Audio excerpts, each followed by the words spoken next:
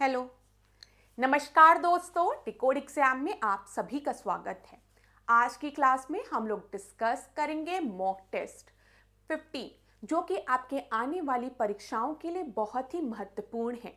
चाहे वो आरओ की परीक्षा हो, चाहे वो यूपी पीसीएस की परीक्षा हो। तो चलिए आज की क्लास को स्टार्ट करते हैं मेरे साथ, ऐश्वर्या सिंह के साथ। क्लास में किसी भी तरीके का डाउट होता है तो आप लोग मुझे कमेंट बॉक्स में बता सकते हैं। आज की क्लास को स्टार्ट करने से पहले मैं आपको एक चीज़ सजेस्ट करूंगी कि अपने साथ नोटबुक लेकर बैठिए। जो भी इम्पोर्टेंट पॉइंट्स क्लास में आपको बताए जाते हैं उन सारे पॉइंट्स को आप लोग नोट डाउन ज़रूर करिए। तो चलिए अब आज की क्लास को स्टार्ट करते हैं। आज की क्लास को स्टार्ट करने से पहले थोड़ी सी इंफॉर्मेशन मैं आप लोगों को देना चाहूँगी फाउंडेशन कोर्स के बारे में। ये जो फाउंडेशन कोर्स है ये डिकोड एग्जाम आप लोगों के लिए लेकर आया है यूपी पीसीएस बैच 2025 के लिए। यहाँ पर प्रीलिम्स और मेंस दोनों के कोर्स को कवर किया जा रहा है। प्रीलिम्स में आपके जीएस पेपर साथ ही साथ सीसैट पेपर को कवर किया जाएगा, और मेंस में मैं आपको बता दूं यहाँ पर जो जीएस पेपर है उनको कवर किया जाएगा, साथ ही साथ हिंदी और एसए पेपर। और किस तरीके से आपको अपने आंसर्स को लिखना है ये भी यहाँ पर आपको बताया जाएगा। तो इस कोर्स से रिलेटेड अगर आपको कोई भी इंफॉर्मेशन चाहिए तो ये आपको व्हाट्सएप नंबर दिख रहा होगा, इस पर आप कांटेक्ट कर सकते हैं। आपको सारी इंफॉर्मेशन प्रोवाइड करा दी जाएगी। डिकोड एग्जाम आप लोगों के लिए एक और क्रैश कोर्स लेकर आया है जो कि यूपी पीसीएस मेंस 2024 के लिए है। ठीक है, मेंस के लिए है ये 2024 के। यहाँ पर जो आपका जीएस का सिलेबस है मैं बताऊं, उसको वेरियस टॉपिक्स में डिवाइड कर दिया गया है, और इन टॉपिक्स से रिलेटेड टाइम टेबल आपको प्रोवाइड कर दिया गया है कि किस दिन आपको कौन सा टॉपिक मिलेगा। और उसी टॉपिक से रिलेटेड 5 ऐसे प्रश्न दिए जाएंगे जिसके कि उत्तर आपको हमें लिखकर सेंड करना है, और हमारे यहाँ के फैकल्टी उसको चेक करके आपको फीडबैक देंगी। और 5 प्रश्न ऐसे होंगे जिसके कि उत्तर हम आपको प्रोवाइड करेंगे मॉडल आंसर्स। तो हर टॉपिक से रिलेटेड 10 प्रश्न आपको मिल जाएंगे। तो जो प्रॉब्लम स्टूडेंट्स को होती थी कि मैम सारे सिलेबस को कवर कर लिए हैं लेकिन आंसर किस तरीके से लिखना है ये नहीं समझ में आ रहा है, ये प्रॉब्लम यहाँ पर सॉल्व हो जाएगी जब आप रोज 10 क्वेश्चन प्रैक्टिस करेंगे। साथ ही साथ हमारे यहाँ के टीचर्स आपको आंसर को इवैल्यूएट करके आपको फीडबैक देंगे, तो आपको ये आइडिया लग जाएगा कि आपको इम्प्रूवमेंट की कहाँ आवश्यकता है। तो अगर इस कोर्स से रिलेटेड कोई इन्फॉर्मेशन चाहिए तो ये कॉन्टैक्ट नंबर है, इस पर आप कॉन्टैक्ट कर सकते हैं। चलिए अब आज की क्लास का पहला प्रश्न देखते हैं।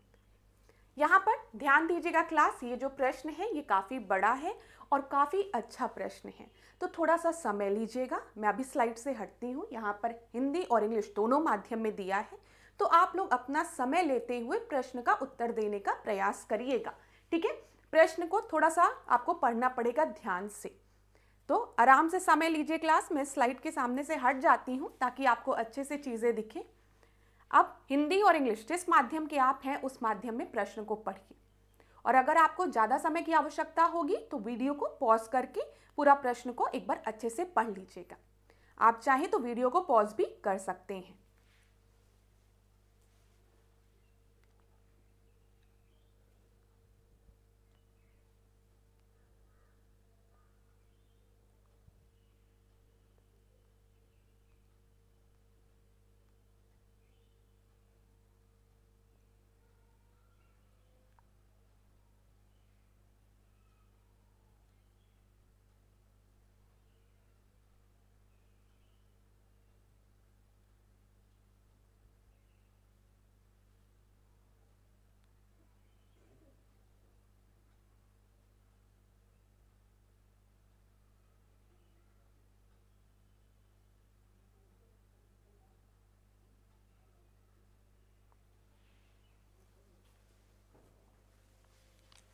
तो चलिए क्लास, अभी आपने प्रश्न को अच्छे से पढ़ लिया होगा, इतना समय मैंने आपको दिया।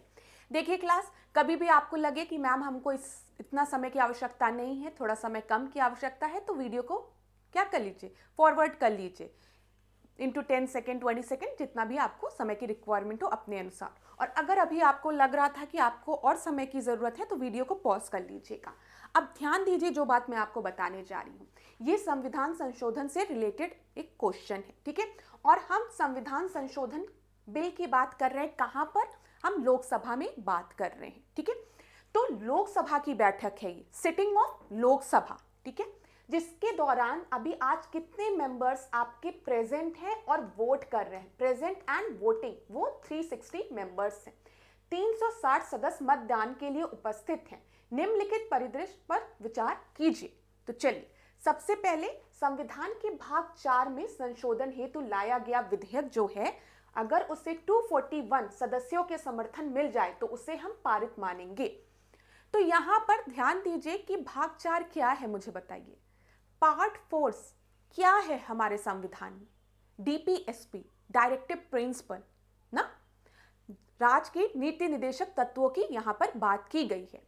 अब आपसे दूसरा क्वेश्चन जो मैं पूछूंगी वो आप मुझे बताइए, राज्य के नीति निदेशक तत्वों में अगर हमको किसी भी तरीके का संविधान संशोधन करना है तो हमें किस तरीके के बहुमत की आवश्यकता होगी?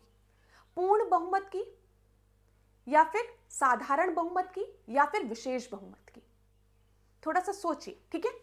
फिर दूसरा स्टेटमेंट हम देखते हैं, भारतीय न्याय संहिता के कुछ प्रावधानों में संशोधन के लिए लाया गया विधेयक अगर उसको 181 सदस्यों के समर्थन मिल जाए तो उसे हम पारित मानेंगे। कहां पर? लोकसभा में पारित करने की हम बात कर रहे हैं। फिर किसी राज्य के नाम को बदलने वाला विधेयक अगर उसको 181 सदस्यों का समर्थन मिल जाए तो उसे भी हम पारित मानेंगे, ये बोला गया। और लास्ट दिया गया है, किसी राज्य में विधान परिषद के गठन हेतु लाए गए विधेयक के पारित होने के लिए कम से कम 241 सदस्यों के समर्थन की आवश्यकता है। तो बताइए यहां पर 1, 2, 3, 4 में से कितने स्टेटमेंट आपके सही हैं? बताइए क्लास, कितने स्टेटमेंट सही हैं? थोड़ा सा हिंट दूं मैं आपको, यहां पर 2 स्टेटमेंट सही हैं और 2 स्टेटमेंट आपके गलत हैं। तो आपको आंसर तो मिल गया है कि आंसर जो होगा वो बी होगा, केवल 2 ही सही हैं। लेकिन अब कौन से 2 सही हैं और वो क्यों सही हैं, और कौन से 2 गलत हैं वो क्यों गलत है, इसकी भी जानकारी होनी चाहिए। तो अभी मैं एक्सप्लेन करने जा रही हूँ। ध्यान से क्लास, जो मैं आपको पॉइंट्स बताऊंगी उसको सुनिएगा, क्योंकि अगर आप बुक पढ़ेंगे तो बुक में खाली आपको थ्योरी मिलेगी, ठीक है। आपको पता चल जाएगा कि संविधान संशोधन कितने प्रकार से होती हैं, वो सारी जानकारी आपको मिल जाएगी, लेकिन आपको अप्लाइड नॉलेज नहीं मिलेगी। जैसे यहां पर मैंने आपसे कहा कि आज हम एक केस लेकर चलते हैं कि जो लोकसभा में कितने लोग आज प्रेजेंट हैं और वोट कर रहे हैं, तो वो 360 लोग हैं। और अगर हम लोकसभा की प्रेजेंट स्ट्रेंथ देखें, ठीक है, स्ट्रेंथ देखें लोकसभा की कि अभी लोकसभा में कितने इलेक्टेड मेंबर्स हैं, तो वो आपके 543 मेंबर्स हैं। ये दोनों जानकारी आपके पास है, ठीक है। ये जानकारी एग्जामिनर मान रहा है कि आपको पता है कि लोकसभा की करंट स्ट्रेंथ क्या है, 543, और यहां पर एक जानकारी उसने दे दी है कि लोकसभा में आज 543 में से कितने लोग प्रेजेंट हैं, 360 लोग प्रेजेंट हैं और वो वोट कर रहे हैं। इतनी जानकारी आपको पता चल गई। अब देखो, जब हम संविधान 4 की, मतलब जब हम संविधान में भाग 4 की बात करते हैं जो कि डीपीएसपी से रिलेटेड है, राज्य के नीति निदेशक तत्वों से रिलेटेड है, तो उसमें जब भी हमें संविधान संशोधन करना होगा तो हमें विशेष बहुमत की आवश्यकता होती है, स्पेशल मेजॉरिटी की, ठीक है, स्पेशल मेजॉरिटी की आवश्यकता होती है। मैंने आपको एक हिंट और दे दिया कि यहां पर विशेष बहुमत की आवश्यकता होगी, स्पेशल मेजॉरिटी की। और जब हम बात करेंगे भारतीय न्याय संहिता के कुछ प्रावधानों में परिवर्तन करने की या संशोधन करने की, तो यहां पर हमको सिंपल मेजॉरिटी की आवश्यकता होगी, साधारण बहुमत की, ठीक है। तो सिंपल, सिंपल। और जब हमें किसी राज्य के नाम में परिवर्तन करना है तो भी हमें सिंपल मेजॉरिटी, मतलब साधारण बहुमत की हम बात कर रहे हैं। बिल्कुल परेशान मत होइएगा, अभी मैं समझाऊंगी। फिर किसी राज्य में विधान परिषद के गठन हेतु लाए गए विधेयक की जब हम बात करेंगे तो यहां पर भी हमें सिंपल मेजॉरिटी की रिक्वायरमेंट होगी, ठीक है क्लास। बताओ, हमें साधारण बहुमत की रिक्वायरमेंट है। आपको पता है विधान परिषद की बात हम किस आर्टिकल में करते हैं, किस अनुच्छेद में करते हैं, जल्दी से बताओ। आर्टिकल 169 में, अगर अभी तक नहीं याद हुआ है तो लिख लो अपने नोटबुक में, 169 में हम लेजिस्लेटिव काउंसिल की बात करते हैं। अब इतनी चीज क्लियर कि पहले वाला जो क्लॉज है उसी में हमें स्पेशल मेजॉरिटी की रिक्वायरमेंट है, ठीक है, विशेष बहुमत की। बाकी 3 में हमें सिंपल मेजॉरिटी की रिक्वायरमेंट है। अब आपके दिमाग में प्रश्न आना चाहिए, जब भी हम साधारण बहुमत की बात करते हैं, हम सिंपल मेजॉरिटी की बात करते हैं, तो उसका क्राइटेरिया क्या है, उसका मापदंड क्या है? तो याद रखिएगा, सिंपल मेजॉरिटी मतलब हम साधारण बहुमत की बात कर रहे हैं। लिखो अपनी नोटबुक में, उसमें क्या होता है, मोर देन, ध्यान दीजिएगा, more than 50% of present and voting, मतलब जो लोग भी आज के दिन प्रेजेंट हैं और वोट कर रहे हैं, उनका 50% से अधिक, 50% से अधिक। अब आज कितने लोग प्रेजेंट हैं और वोट कर रहे हैं लोकसभा में, बताओ मुझे, क्या दिया है प्रश्न में? 360 लोग। समझ में आ रहा है, 360 लोग। अब मैं आपसे कह रही हूं 360 का 50% निकालो, मतलब आधा करो, तो कितना हो जाएगा बताओ? 180 होगा, 180 होगा हाफ। और मैंने आपसे क्या कहा है, जब भी हम साधारण बहुमत की बात करेंगे, हम सिंपल मेजॉरिटी की बात करेंगे, वहां पर आपका मोर देन 50%, ठीक है, more than 50% of present and voting. तो यहां पर आधा 180 है, और इसमें एक और जोड़ दो तो वो आपका कितना हो जाएगा? 181 हो जाएगा। तो अगर कोई भी बिल लोकसभा में लाया जा रहा है, ठीक है, और उसे साधारण बहुमत की आवश्यकता होगी, सिंपल मेजॉरिटी की आवश्यकता होगी, तो उसे कितना? 181 वोट ही चाहिए मिनिमम। समझ में आया? तो यहां पर देखो, भारतीय न्याय संहिता के कुछ प्रावधानों में संशोधन के लिए लाया गया विधेयक 181 सदस्यों के समर्थन से पारित किया जा सकता है। बिल्कुल सही। कोई भी ऑर्डिनरी बिल हो, ठीक है, तो वो भी आपके सिंपल मेजॉरिटी से पास हो जाएगा। स्टेट का नाम बदलना है, बाउंड्री चेंज करनी है, सिंपल मेजॉरिटी। लेजिस्लेटिव काउंसिल को बनाना है या आपको एबॉलिश करना है, तो सिंपल मेजॉरिटी, साधारण बहुमत।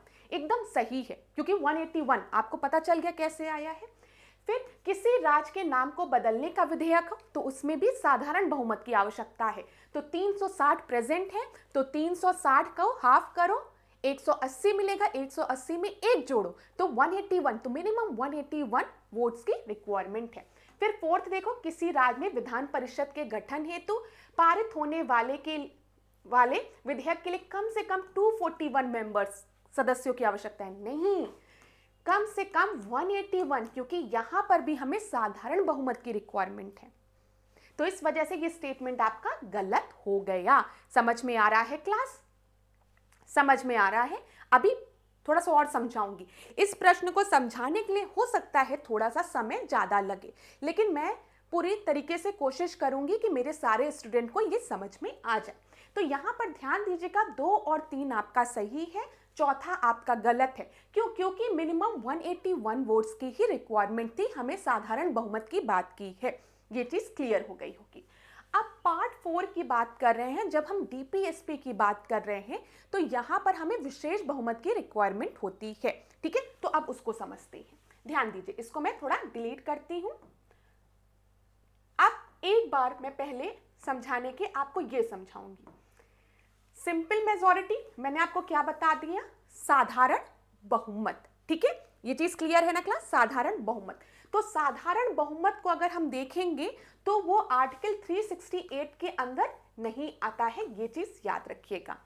आर्टिकल 368 जो है वो किससे रिलेटेड है? संविधान संशोधन से रिलेटेड है। क्लियर है? और जब भी हम संविधान संशोधन की बात करते हैं आर्टिकल 368 की, तो इसमें आपके ये 2 क्लॉज आते हैं, लेकिन सिंपल मेजॉरिटी वाला संशोधन नहीं आता है, ठीक है। क्योंकि अगर हम देखेंगे तो आर्टिकल 169 में यहां पर जो मैंने आपको बताया, उसमें खुद ही दिया है कि लेजिस्लेटिव काउंसिल के गठन की बात और एबॉलिशन के बाद।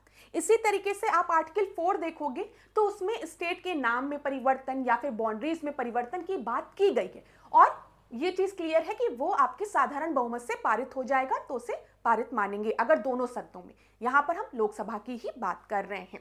तो यहां पर ध्यान दीजिएगा, सिंपल मेजॉरिटी आर्टिकल 368 के अंदर नहीं आती है और यहां पर क्या रिक्वायरमेंट होती, बोलो 50% ऑफ प्रेजेंट एंड वोटिंग +1। हमने क्या किया, यहां पर इसको एक बार क्लीन करते हैं ताकि क्लियरली आपको सब चीज समझ में आए। ध्यान दीजिएगा, हम किसकी बात कर रहे हैं, हम साधारण बहुमत की बात कर रहे हैं। ठीक है, क्लियर है। अब मैंने आपको बताया जब भी हम साधारण बहुमत की बात करेंगे तो यहां पर 50% ऑफ जो लोग प्रेजेंट हैं और वोट कर रहे हैं +1 हो जाएगा जब भी सिंपल मेजॉरिटी से पास होगा। इस क्वेश्चन में हमको क्या दिया है कि लोकसभा में कितने लोग प्रेजेंट हैं और वोट कर रहे हैं, 360 लोग, 360 लोगों की बात की गई है। तो 50% जब आप 360 का निकालेंगे तो वो 180 के बराबर आ जाएगा। ठीक है, और उसमें आपको एक जोड़ना होगा तो 181। अगर कोई भी बिल आपका ऑर्डिनरी बिल है या फिर वो ऐसा बिल है जिसको कि सिंपल मेजॉरिटी की आवश्यकता है और उससे 181 वोट मिल जा रहे हैं, अगर 360 मेंबर प्रेजेंट हैं, ये एक कंडीशन दी गई है, तो उसे हम सिंपल मेजॉरिटी से पास मानेंगे लोकसभा में। इतनी चीज क्लियर हो गई। ठीक है, ये याद रखिएगा जो सिंपल मेजॉरिटी वाला क्लॉज है ये आर्टिकल 368 के अंदर नहीं आता है, ये चीज जरूर याद रखिएगा। अब हम बात करते हैं स्पेशल मेजॉरिटी और plus special majority plus state rectification. ठीक है, स्पेशल मेजॉरिटी में क्या क्लॉज होता है, ध्यान से सुनिएगा क्लास, यहां पर मैं लिख देती हूं। हम विशेष बहुमत की बात कर रहे हैं, थोड़ा इंक चेंज कर दे ताकि आपको क्लियर हो। ध्यान दीजिएगा, यहां पर पहला जो क्लॉज होता है वो है 2/3 ऑफ प्रेजेंट एंड वोटिंग। ये तो होता ही है, 2/3 लोग प्रेजेंट हैं और वोट कर रहे हैं, more than 2/3 of present and voting. साथ ही साथ यहां पर majority 50% of total strength, total strength. ठीक है, जो भी टोटल स्ट्रेंथ है, हम बात कर रहे हैं स्पेशल मेजॉरिटी की, विशेष बहुमत की। ध्यान दीजिएगा, मैंने आपसे क्या कहा, मैंने आपसे कहा क्लास मोर देन 50% या majority of total strength of Lok Sabha. तो लोकसभा की स्ट्रेंथ क्या है, 543 है।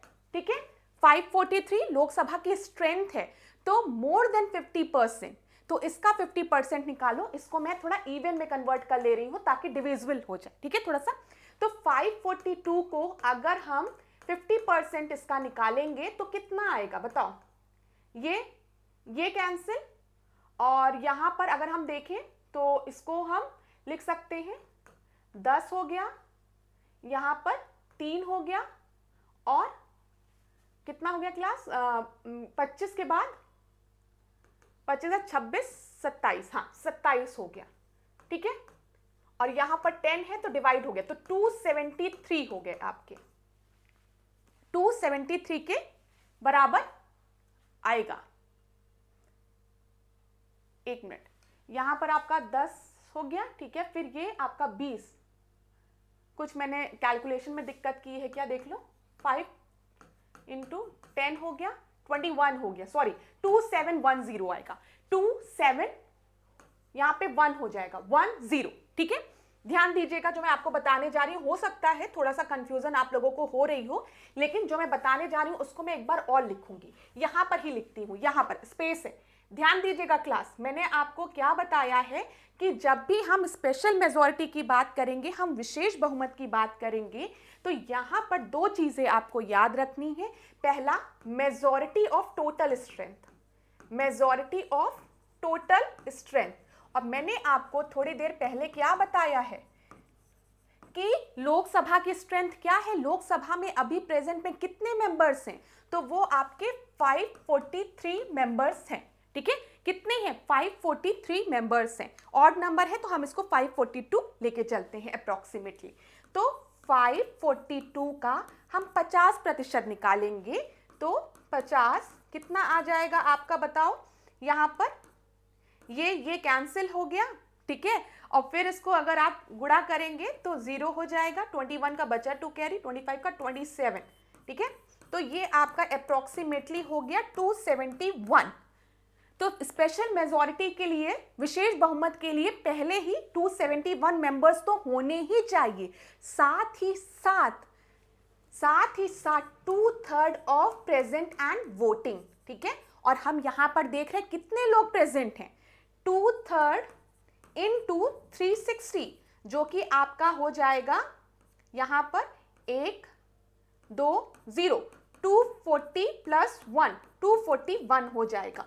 अब देखो 2/3 of present and voting, more than 2/3 of present and voting 241 आ रहा है, और यहां पर more than 50% of total strength जो है वो 271 आ रहा है। इसमें से कौन सा नंबर ज्यादा है, 271 ज्यादा है ना, तो हम 271 वाले नंबर को लेंगे। तो अगर डीपीएसपी में कोई भी संविधान संशोधन करना होगा, ठीक है, तो उसके लिए हमें विशेष बहुमत की आवश्यकता होती है। विशेष बहुमत का जो पहला क्लॉज होता है वो ये होता है कि मेजॉरिटी ऑफ टोटल स्ट्रेंथ कितनी है, 543 है। अगर उसकी मेजॉरिटी हम निकालेंगे, मोर देन 50% निकालेंगे, तो वो आपके अप्रोक्सीमेटली आएगी 271। और दूसरा क्लॉज होता है 2/3 ऑफ प्रेजेंट एंड वोटिंग, जो कि यहां पर कितना आ रहा है, 2/3 ऑफ प्रेजेंट एंड वोटिंग 241। और दोनों में से जो नंबर बड़ा होगा उसको हम मानेंगे मिनिमम नंबर। तो मिनिमम आपको 271 लोगों का जब वोट मिलेगा लोकसभा में, तभी वो बिल पास हो पाएगा। इस प्रश्न में आप देख लो कि कितने लोगों की वोट की बात की गई है, खाली 241 की, ठीक है। यहां पर हमें मिनिमम 271 मेंबर्स की जरूरत होगी, इस वजह से ये गलत हो गया। ये क्यों गलत था, क्योंकि यहां पर मिनिमम हमको बस 181 मेंबर की आवश्यकता थी। और ये प्रश्न आपका यहां पर उत्तर 2 हो जाएगा। थोड़ा हो सकता है कुछ लोगों को दिक्कत हो रही हो समझने में, लेकिन ये प्रश्न बहुत अच्छा है, यहां पर आपको नॉलेज अपनी अप्लाई करनी है। तो ध्यान दीजिएगा क्लास ऐसे प्रश्नों पर। यहां पर मैंने आपको इतना बता दिया, एक बार इरेज कर देती हूं और फिर से मेरी बात को सुन लीजिए। जब भी हम साधारण बहुमत की बात करेंगे तो वहां पर लिख लीजिएगा कि मेजॉरिटी ऑफ 50%, ठीक है, 50% of present and voting plus 1, तो वो आपका सिंपल मेजॉरिटी से पास हो जाएगा, ठीक है। स्पेशल मेजॉरिटी की अगर मैं आपसे बात करूंगी तो यहां पर ध्यान दीजिएगा 2 क्लॉज है, 1 और 2। पहला क्या है, majority of strength. Majority of strength मतलब 50% ऑफ 543, जो कि लोकसभा की अभी स्ट्रेंथ है, प्लस 1, ठीक है। और दूसरा क्लॉज आपका क्या है, 2/3 of present and voting plus 1। ये याद रखिएगा जब हम स्पेशल मेजॉरिटी की बात कर रहे हैं। Majority of total membership of each houses, Lok Sabha में कितनी स्ट्रेंथ है, 543 है, तो 543 की मेजॉरिटी की हम बात करेंगे, मतलब मोर देन 50%, 50% प्लस 1, ठीक है। और majority of 2/3 of the member of each houses present and voting, तो 2/3 ऑफ प्रेजेंट एंड वोटिंग, ये दोनों चीजें आपकी क्या होना चाहिए, फुलफिल होना चाहिए, तभी उस बिल को हम बोलेंगे कि ये विशेष बहुमत से पारित हुआ है। इतनी चीज क्लियर हो गई होगी। अब यहां पर जो आखिरी है वो क्या दिया है, special majority plus state rectification.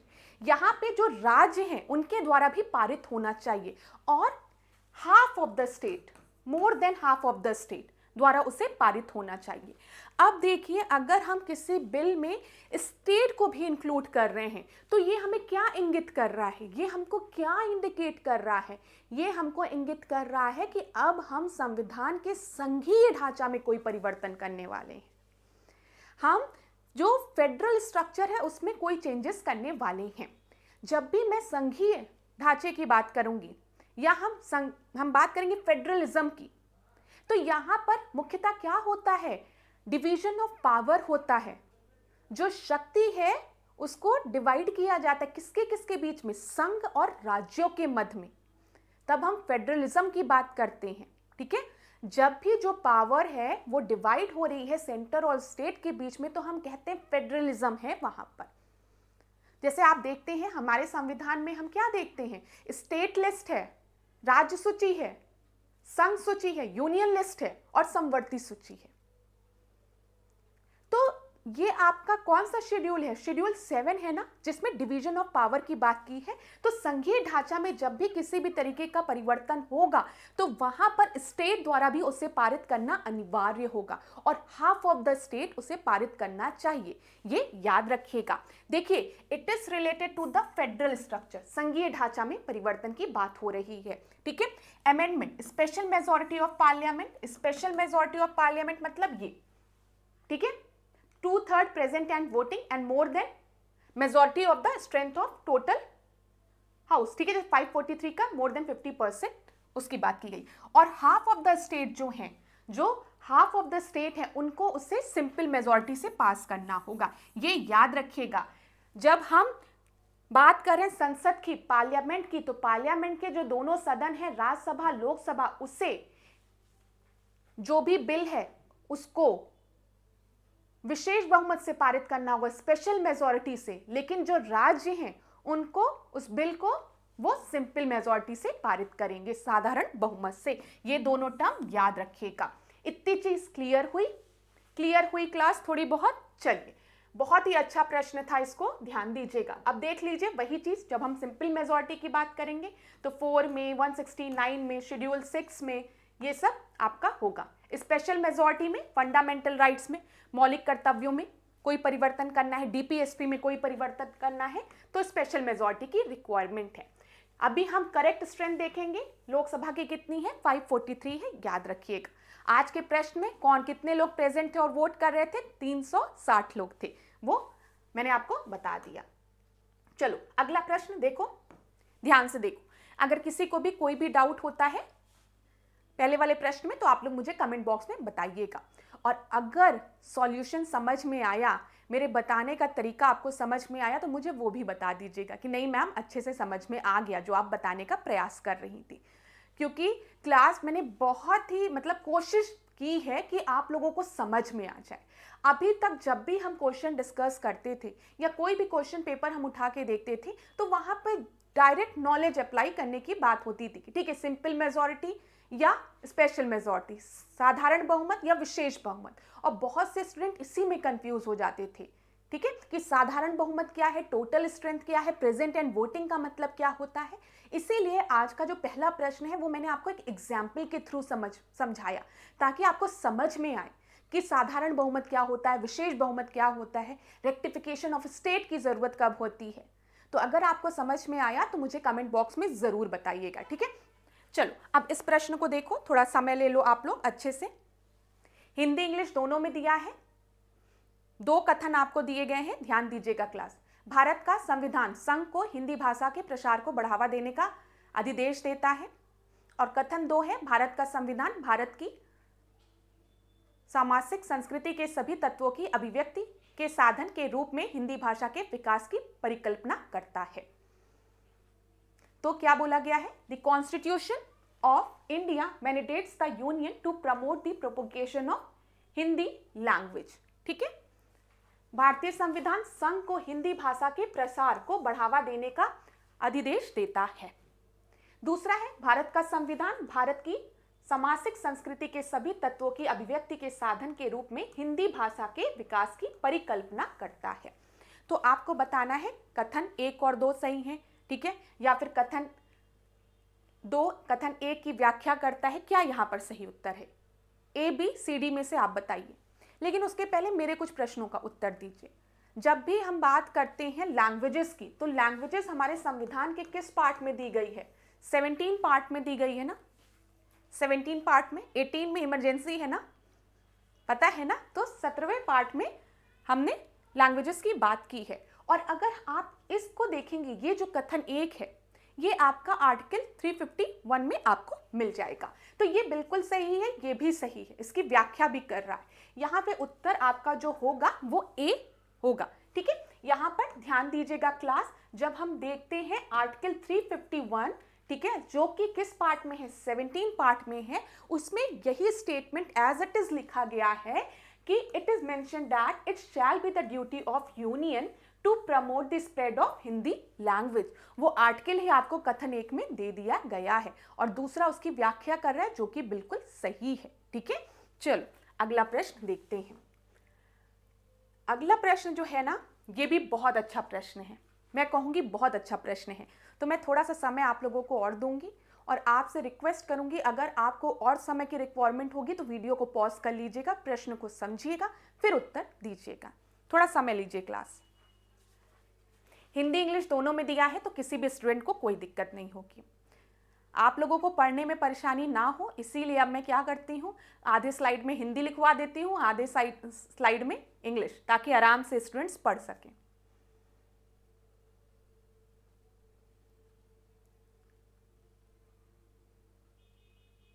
किसकी बात की गई है? राष्ट्रपति के निर्वाचन की बात की गई है और राष्ट्रपति के निर्वाचन के लिए निर्वाचक मंडल की बात की गई है, इलेक्टोरल कॉलेज की बात की गई है प्रेसिडेंट इलेक्शन के लिए। क्लास आज के सेशन में हो सकता है जो नंबर ऑफ क्वेश्चंस हो वो कम डिस्कस हो, लेकिन ये जो क्वेश्चन है ना, यहाँ पर आपके कॉन्सेप्ट क्लियर होंगे। जो चीज़ आप पढ़ते हैं ना, वो आपको और अच्छे से समझ में आएगा। और अगर मेरी मेहनत मतलब आप लोगों को समझ में आ रही है तो मुझे कमेंट में ज़रूर बताइएगा, ये मेरी रिक्वेस्ट है आप लोगों से, ठीक है, ताकि मुझे पता चले कि मेरे स्टूडेंट्स को समझ में आ रहा है कि नहीं। इसीलिए आप ध्यान दीजिएगा, यहाँ पर हमने इलेक्टोरल कॉलेज की बात की है और प्रेसिडेंट के इलेक्शन की बात की है। ठीक है, प्रेसिडेंट के इलेक्शन की जब भी बात होती है तो वहाँ पर एमएलएज वोट करते हैं और एमपीज वोट करते हैं। ठीक है, एमएलए और एमपीज दोनों वोट करते हैं, लेकिन याद रखिएगा इलेक्टेड एमएलएज और इलेक्टेड एमपीज चुने हुए, मनोनीत नहीं। जो नॉमिनेटेड मेंबर्स हैं वो प्रेसिडेंशियल इलेक्शन में वोट नहीं करते हैं। क्या बोला मैम ने? जो नॉमिनेटेड मेंबर्स हैं, मनोनीत जो लोग हैं, ठीक है, मेंबर्स, वो प्रेसिडेंशियल इलेक्शन में वोट नहीं करते हैं, चाहे वो एमपी हो मतलब मेंबर ऑफ पार्लियामेंट हो, संसद के सदस्य हो, या फिर एमएलए हो, ठीक है, लेजिस्लेटिव असेंबली के सदस्य, वो वोट नहीं करेंगे अगर वो नॉमिनेटेड हैं तो, बस इलेक्टेड मेंबर्स, याद रखिएगा। अब पहला स्टेटमेंट क्या दिया है, ध्यान से देखिएगा क्लास। सभी राज्यों के विधानसभा सदस्यों के मतों का कुल मूल्य सभी संसदों के मतों के लगभग समान होता है। जो हम इलेक्टोरल कॉलेज बनाते हैं, निर्वाचक मंडल बनाते हैं, इसमें वैल्यू होती है वोट की। जितने भी एमपी हैं उनके कुछ वोट की वैल्यू होती है और जितने भी एमएलएज हैं उनके भी वोट की वैल्यू होती है। यहां पर पहले स्टेटमेंट में दिया गया है जो टोटल वैल्यू है, जो कुल मूल्य है किसके, एमपीज के वोट का, मेंबर ऑफ पार्लियामेंट संसद के सदस्यों का, वो इक्वल है किसके, एमएलएस के वोट का। ठीक है, मतलब मेंबर ऑफ लेजिस्लेटिव असेंबली के, विधानसभा के मेंबर्स का, अप्रोक्सीमेटली दोनों क्या है, इक्वल है, ये बोला गया है। देखिए लगभग की बात की गई है, अप्रोक्सीमेटली दोनों समान है। फिर विधायकों के मत का मूल्य प्रत्येक राज्यों में अलग अलग होता है, जबकि सांसदों के मत का मूल्य पूरे देश में एक समान होता है। क्या दिया गया है, जितने भी एमपीज हैं, MP1, MP2, MP3, MP4, MP5, MP6, MP7, जितने भी मेंबर ऑफ पार्लियामेंट है, संसद के सदस्य हैं, चाहे लोकसभा के हों चाहे राज्यसभा के सदस्य हों, और ये इलेक्टेड हैं, याद रखिएगा, चुने हुए हैं, उन सभी की जो वोट की जो वैल्यू होती है ना, वो इक्वल होती है। सारे एमपीज की जो वोट की वैल्यू होती है, मूल्य होता है, वो इक्वल होता है। लेकिन जो एमएलएज होते हैं ना, उनके वोट की वैल्यू डिफरेंट होती है। जैसे अगर मैं कहूँ कोई मेंबर है, एमएलए है उत्तर प्रदेश का, उसकी वोट की वैल्यू जो है वो ज़्यादा है मध्य प्रदेश के एमएलए के कंपैरिजन में। मध्य प्रदेश के एमएलए की जो वोट वैल्यू है वो किसी नॉर्दर्न स्टेट के एमएलए के क्या है, ज़्यादा है, ये मैं कहना चाह रही हूँ। ठीक है, अभी आपको समझ में भी आएगा। तो एमएलएस की जो वोट वैल्यू होती है वो अलग अलग होती है, अलग अलग स्टेट में। ये चीज़ क्लियर है? अब मुझे बताओ इनमें से कितने कथन आपके सही हैं। मैंने आपको क्वेश्चन एक्सप्लेन कर दिया है, थोड़ा टाइम ले लो, मैं हट जा रही हूँ स्लाइड से, इंग्लिश में भी देख लो। बताओ यहाँ पर जो एमपीज हैं उनकी जो टोटल वोट वैल्यू है वो कहीं ना कहीं एमएलएस के वोट वैल्यू के इक्वल है, पहला आपको दिया गया है। और दूसरा आपको दिया गया है हर एमपीज की जो वोट वैल्यू है वो आपकी इक्वल होती है मेंबर ऑफ पार्लियामेंट की। लेकिन एमएलएस जो हैं, जैसे अगर ये यूपी के हैं तो इनकी वोट वैल्यू ज़्यादा होगी एमएलए ऑफ एमपी के कंपैरिजन में। ऐसे ही इनकी अलग अलग होती है, ये बोला गया है। तो बताओ पहले दूसरे स्टेटमेंट में कौन सा स्टेटमेंट आपका सही है? यहां पर दोनों ही स्टेटमेंट आपके बिल्कुल सही हैं। उत्तर क्या हो जाएगा? सी आपका सही उत्तर हो जाएगा। ठीक है, अब ध्यान से सुनना जो मैं आपको बताने जा रही हूं। स्क्रीनशॉट लेना है प्रश्नों का तो ले लीजिए, आराम से पढ़िएगा क्लास। मैं हट जाती हूं स्लाइड से, लेकिन प्रश्न बहुत अच्छे हैं तो ध्यानपूर्वक समझिएगा। अब सबसे पहले आप जानिए कि जब भी हम प्रेसिडेंशियल इलेक्टोरल कॉलेज की बात करते हैं, हम निर्वाचक मंडल की बात करते हैं, तो उसमें आपके खाली इलेक्टेड मेंबर्स होते हैं, चुने हुए मेंबर्स होते हैं। ये याद रखिएगा, कभी भी मनोनीत मेंबर्स की बात होगी, नॉमिनेटेड मेंबर्स की बात होगी तो आप क्या बोलेंगे? नॉमिनेटेड मेंबर्स जो हैं वो प्रेसिडेंशियल इलेक्शन में, राष्ट्रपति के निर्वाचन में हिस्सा नहीं लेते हैं। अब ये इलेक्टेड मेंबर्स, चुने हुए मेंबर्स राज्यसभा के भी हो सकते हैं, ठीक है, लोकसभा के भी हो सकते हैं, और लेजिस्लेटिव असेंबलीज के, मतलब विधानसभा के, जो स्टेट के लेजिस्लेटिव असेंबली है, जो राज्यों की विधानसभा है, उनके मेंबर्स। ठीक है, ये याद रखिएगा। और plus elected members of Delhi, Jammu and Kashmir and Puducherry, ये भी इंक्लूडेड हैं। ठीक है, ये भले ही आपके यूटी हैं, लेकिन इन 3 यूटी के भी इलेक्टेड मेंबर्स इंक्लूडेड हैं इलेक्टोरल कॉलेज में, ये याद रखिएगा। ठीक है, तो अगर कोई भी आपसे पूछता है कि प्रेसिडेंशियल इलेक्शन का जो निर्वाचक मंडल है उसमें कौन कौन से सदस्य हैं, तो आप बताएंगे चुने हुए सदस्य राज्यसभा के, लोकसभा के, जिनको कि हम कहते हैं चुने हुए एमपीज, मेंबर ऑफ पार्लियामेंट, साथ ही साथ चुने हुए MLAs, member of legislative assembly, विधानसभा के मेंबर्स, जिसको कि एमएलए हम कहते हैं, और साथ ही साथ 3 यूटीज के मेंबर, दिल्ली, पुडुचेरी और जम्मू एंड कश्मीर के जो इलेक्टेड मेंबर्स हैं उनको, ये याद रखिएगा। ठीक है, क्लियर। चलो अब एक चीज और, आपकी बुक में आप में से कई स्टूडेंट इस चीज को पढ़ते होंगे लेकिन समझ में नहीं आता होगा, लेकिन अभी आज समझ में आ जाएगा। The value of MLA vote, हम एमएलए जो हैं डिफरेंट स्टेट की, उनकी वोट की वैल्यू क्या है ये बोला जा रहा है। जैसे मैं कहूं कि उत्तर प्रदेश का कोई एमएलए है, उसकी वोट की वैल्यू 10 है, तो एमपी के जो एमएलए है उसकी वोट की वैल्यू 8 होगी, ये मैं आपको कहना चाह रही हूँ। तो एमएलए की वोट की वैल्यू क्या होगी ये हम कैसे निकालेंगे? इसका एक फॉर्मूला होता है, total population of the state और यूटी। अब आपको पता है कि उत्तर प्रदेश के एमएलए की वोट वैल्यू क्यों ज़्यादा होगी? क्योंकि सबसे ज़्यादा पॉपुलस स्टेट कौन सी है? जनसंख्या में सबसे ज़्यादा कौन सा राज्य है? सबसे बड़ा राज्य जनसंख्या में, पॉपुलेशन सबसे ज़्यादा कहाँ पे है? उत्तर प्रदेश में है। ठीक है, तो यहाँ पे उत्तर प्रदेश की जो जनसंख्या है वो दूसरे स्टेटों के कंपैरिजन में ज़्यादा होगी।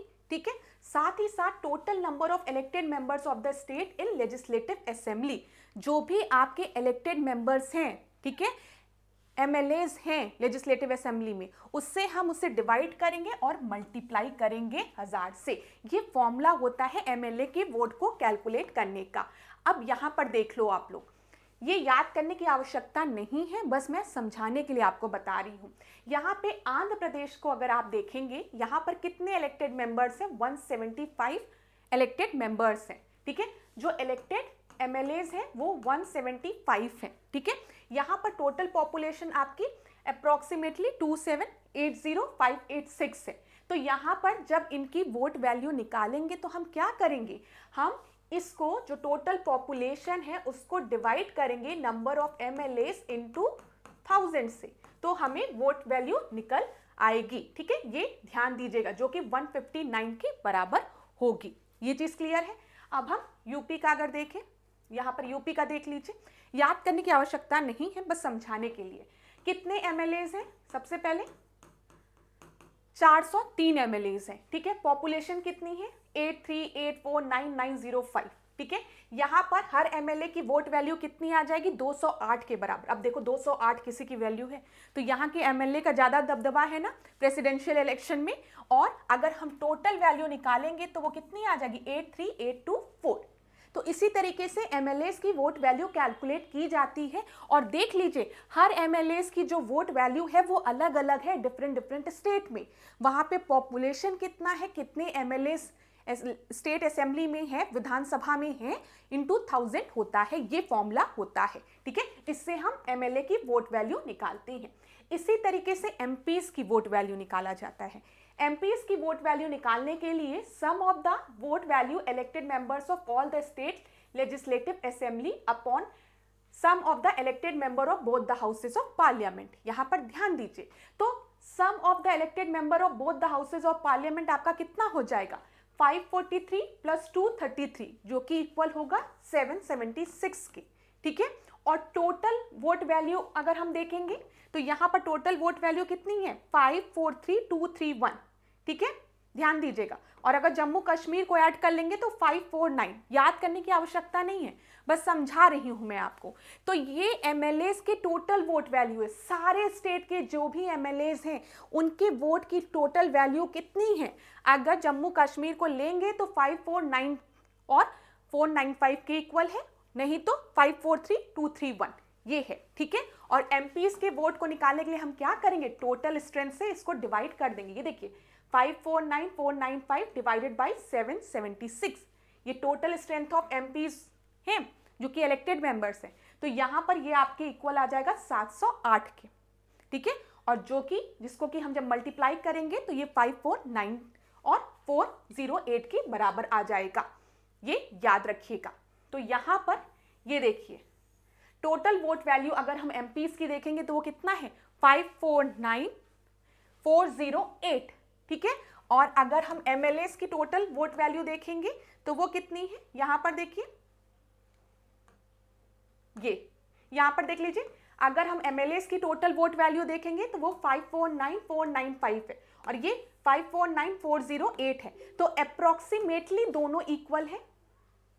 बताओ, अप्रोक्सीमेटली दोनों इक्वल है, एमएलएस की वोट वैल्यू और एमपीस की वोट वैल्यू इक्वल है ना। तो यही चीज आपके पहले स्टेटमेंट में दी गई थी। बस ध्यान दीजिएगा, क्लास कभी भी परीक्षा में इतना डिफिकल्ट क्वेश्चन आपको नहीं देगा, लेकिन आप याद रखिएगा जब भी हम प्रेसिडेंशियल इलेक्शन की बात करते हैं वहां पर खाली चुने गए मेंबर्स होते हैं। चुने गए मेंबर्स कहाँ कहाँ के, बताइए कहाँ कहाँ के, तो लोकसभा के, राज्यसभा के, जिनको कि हम एमपीज कहते हैं, और स्टेट के, ठीक है, जिसको कि हम एमएलए कहते हैं, स्टेट असेंबली के, लेजिस्लेटिव असेंबली के, विधानसभा के, जिनको कि हम एमएलए कहते हैं।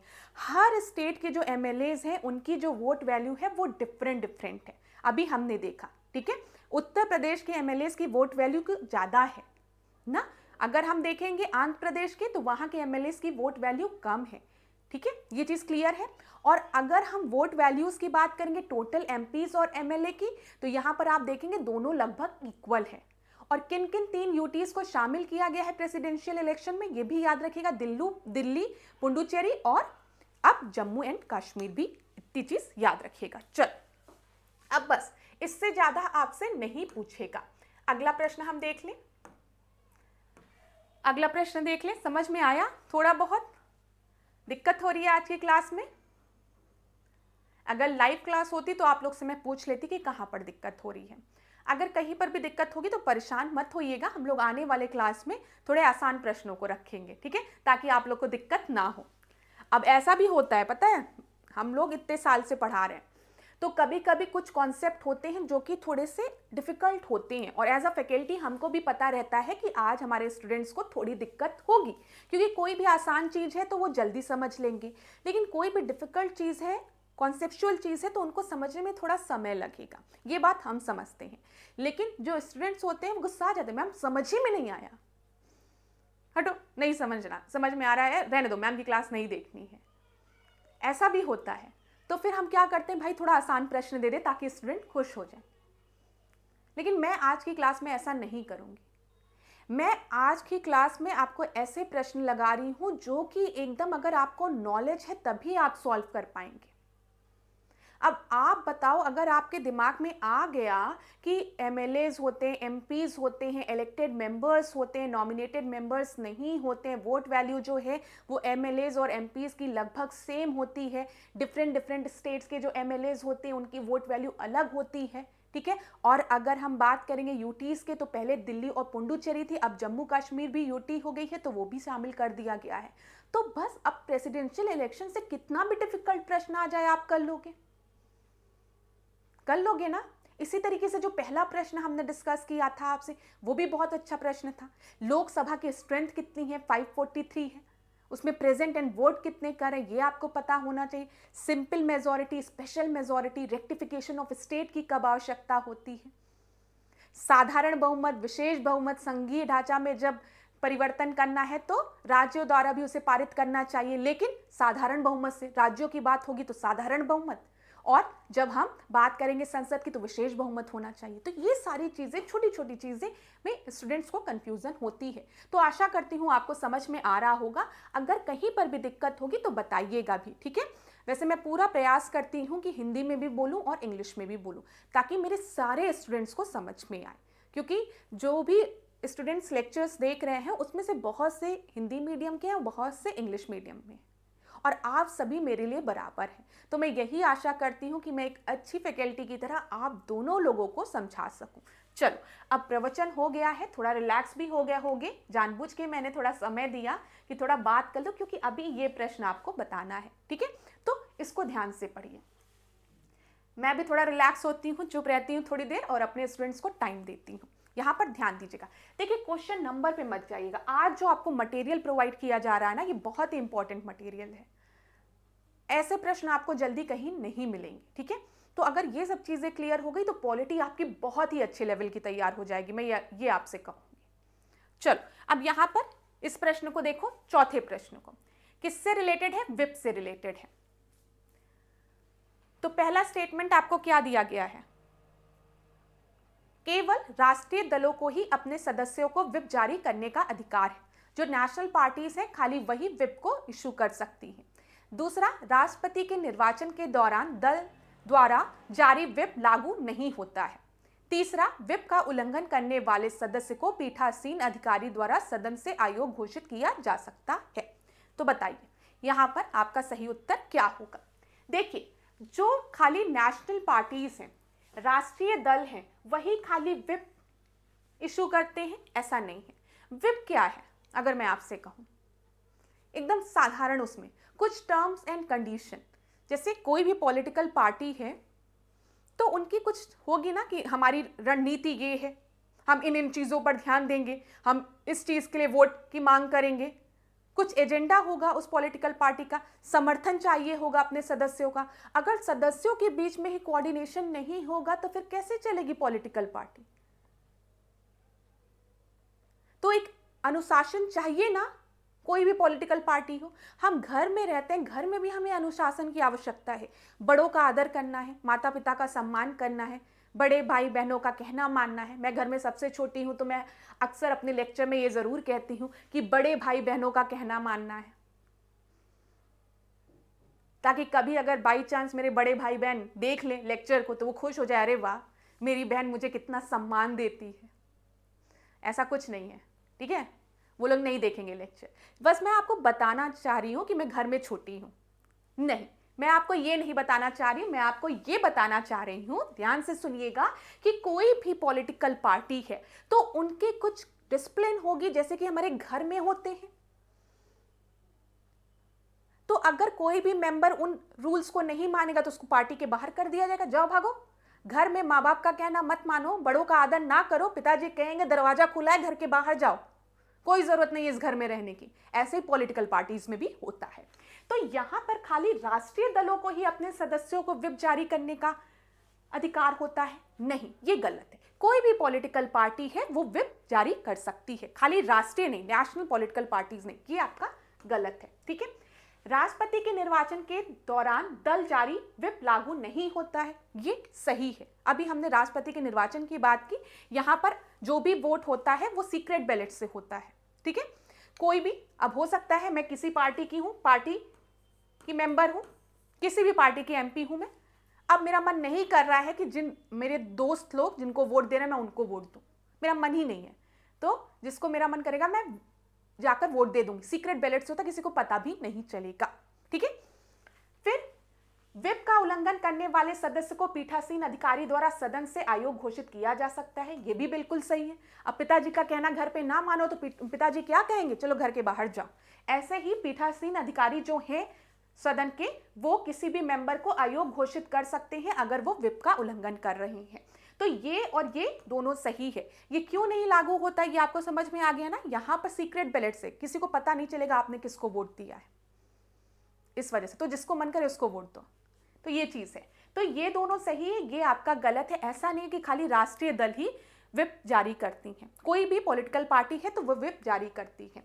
तो यहां पर कितने सही हैं, केवल 2 सही हैं। बी आपका सही उत्तर हो गया। ठीक है, चलो आगे हम लोग डिस्कस करते हैं। यहाँ पे क्या लिखा है, it may be refers to the both written order to the member of a party in the house to abide by certain direction and designated official of the party who is authorised to issue the direction. वही हम क्या कह रहे हैं, पिताजी हम लोगों को क्या करते हैं, कुछ भाई देखो सुबह उठना है, नहाना है, स्कूल जाना है, शाम को आरती में सबको सम्मिलित होना है, घर में चप्पल पहन के नहीं आना है। अगर घर के अंदर चप्पल पहन के घुस गए तो माता जी एक डंडा भी लगा सकती हैं। तो क्या है, कुछ चीजें आपको फॉलो करनी ही है, being a part of the family. ऐसे ही पॉलिटिकल पार्टीज में अगर आप उस पॉलिटिकल पार्टी को में सम्मिलित हो तो पॉलिटिकल पार्टी का जो एजेंडा है उसको तो आपको फेवर करना ही पड़ेगा।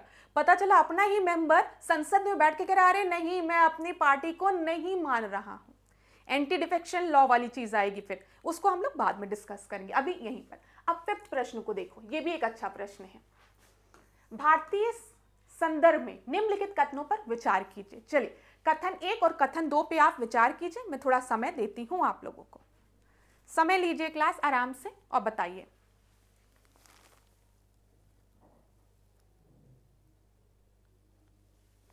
बताइए क्या उत्तर होगा।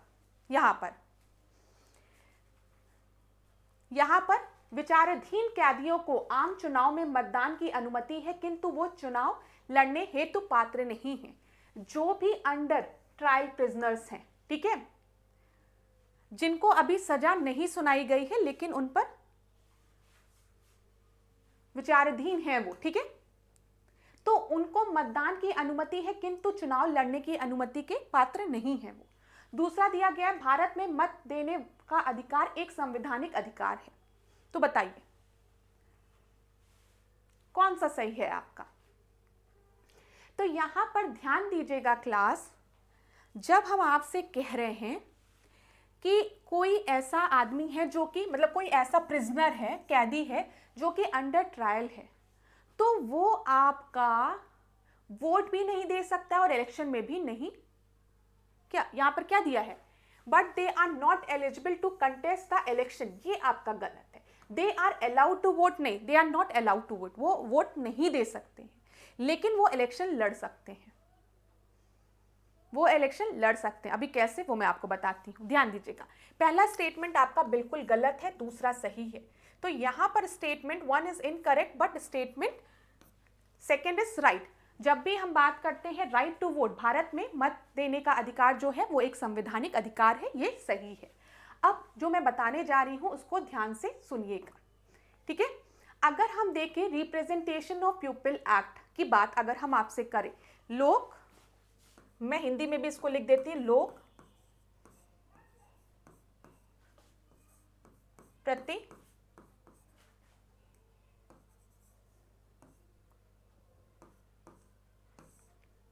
प्रतिनिधित्व अधिनियम की हम बात कर रहे हैं। किसकी बात कर रहे हैं, रिप्रेजेंटेशन ऑफ पीपल एक्ट की।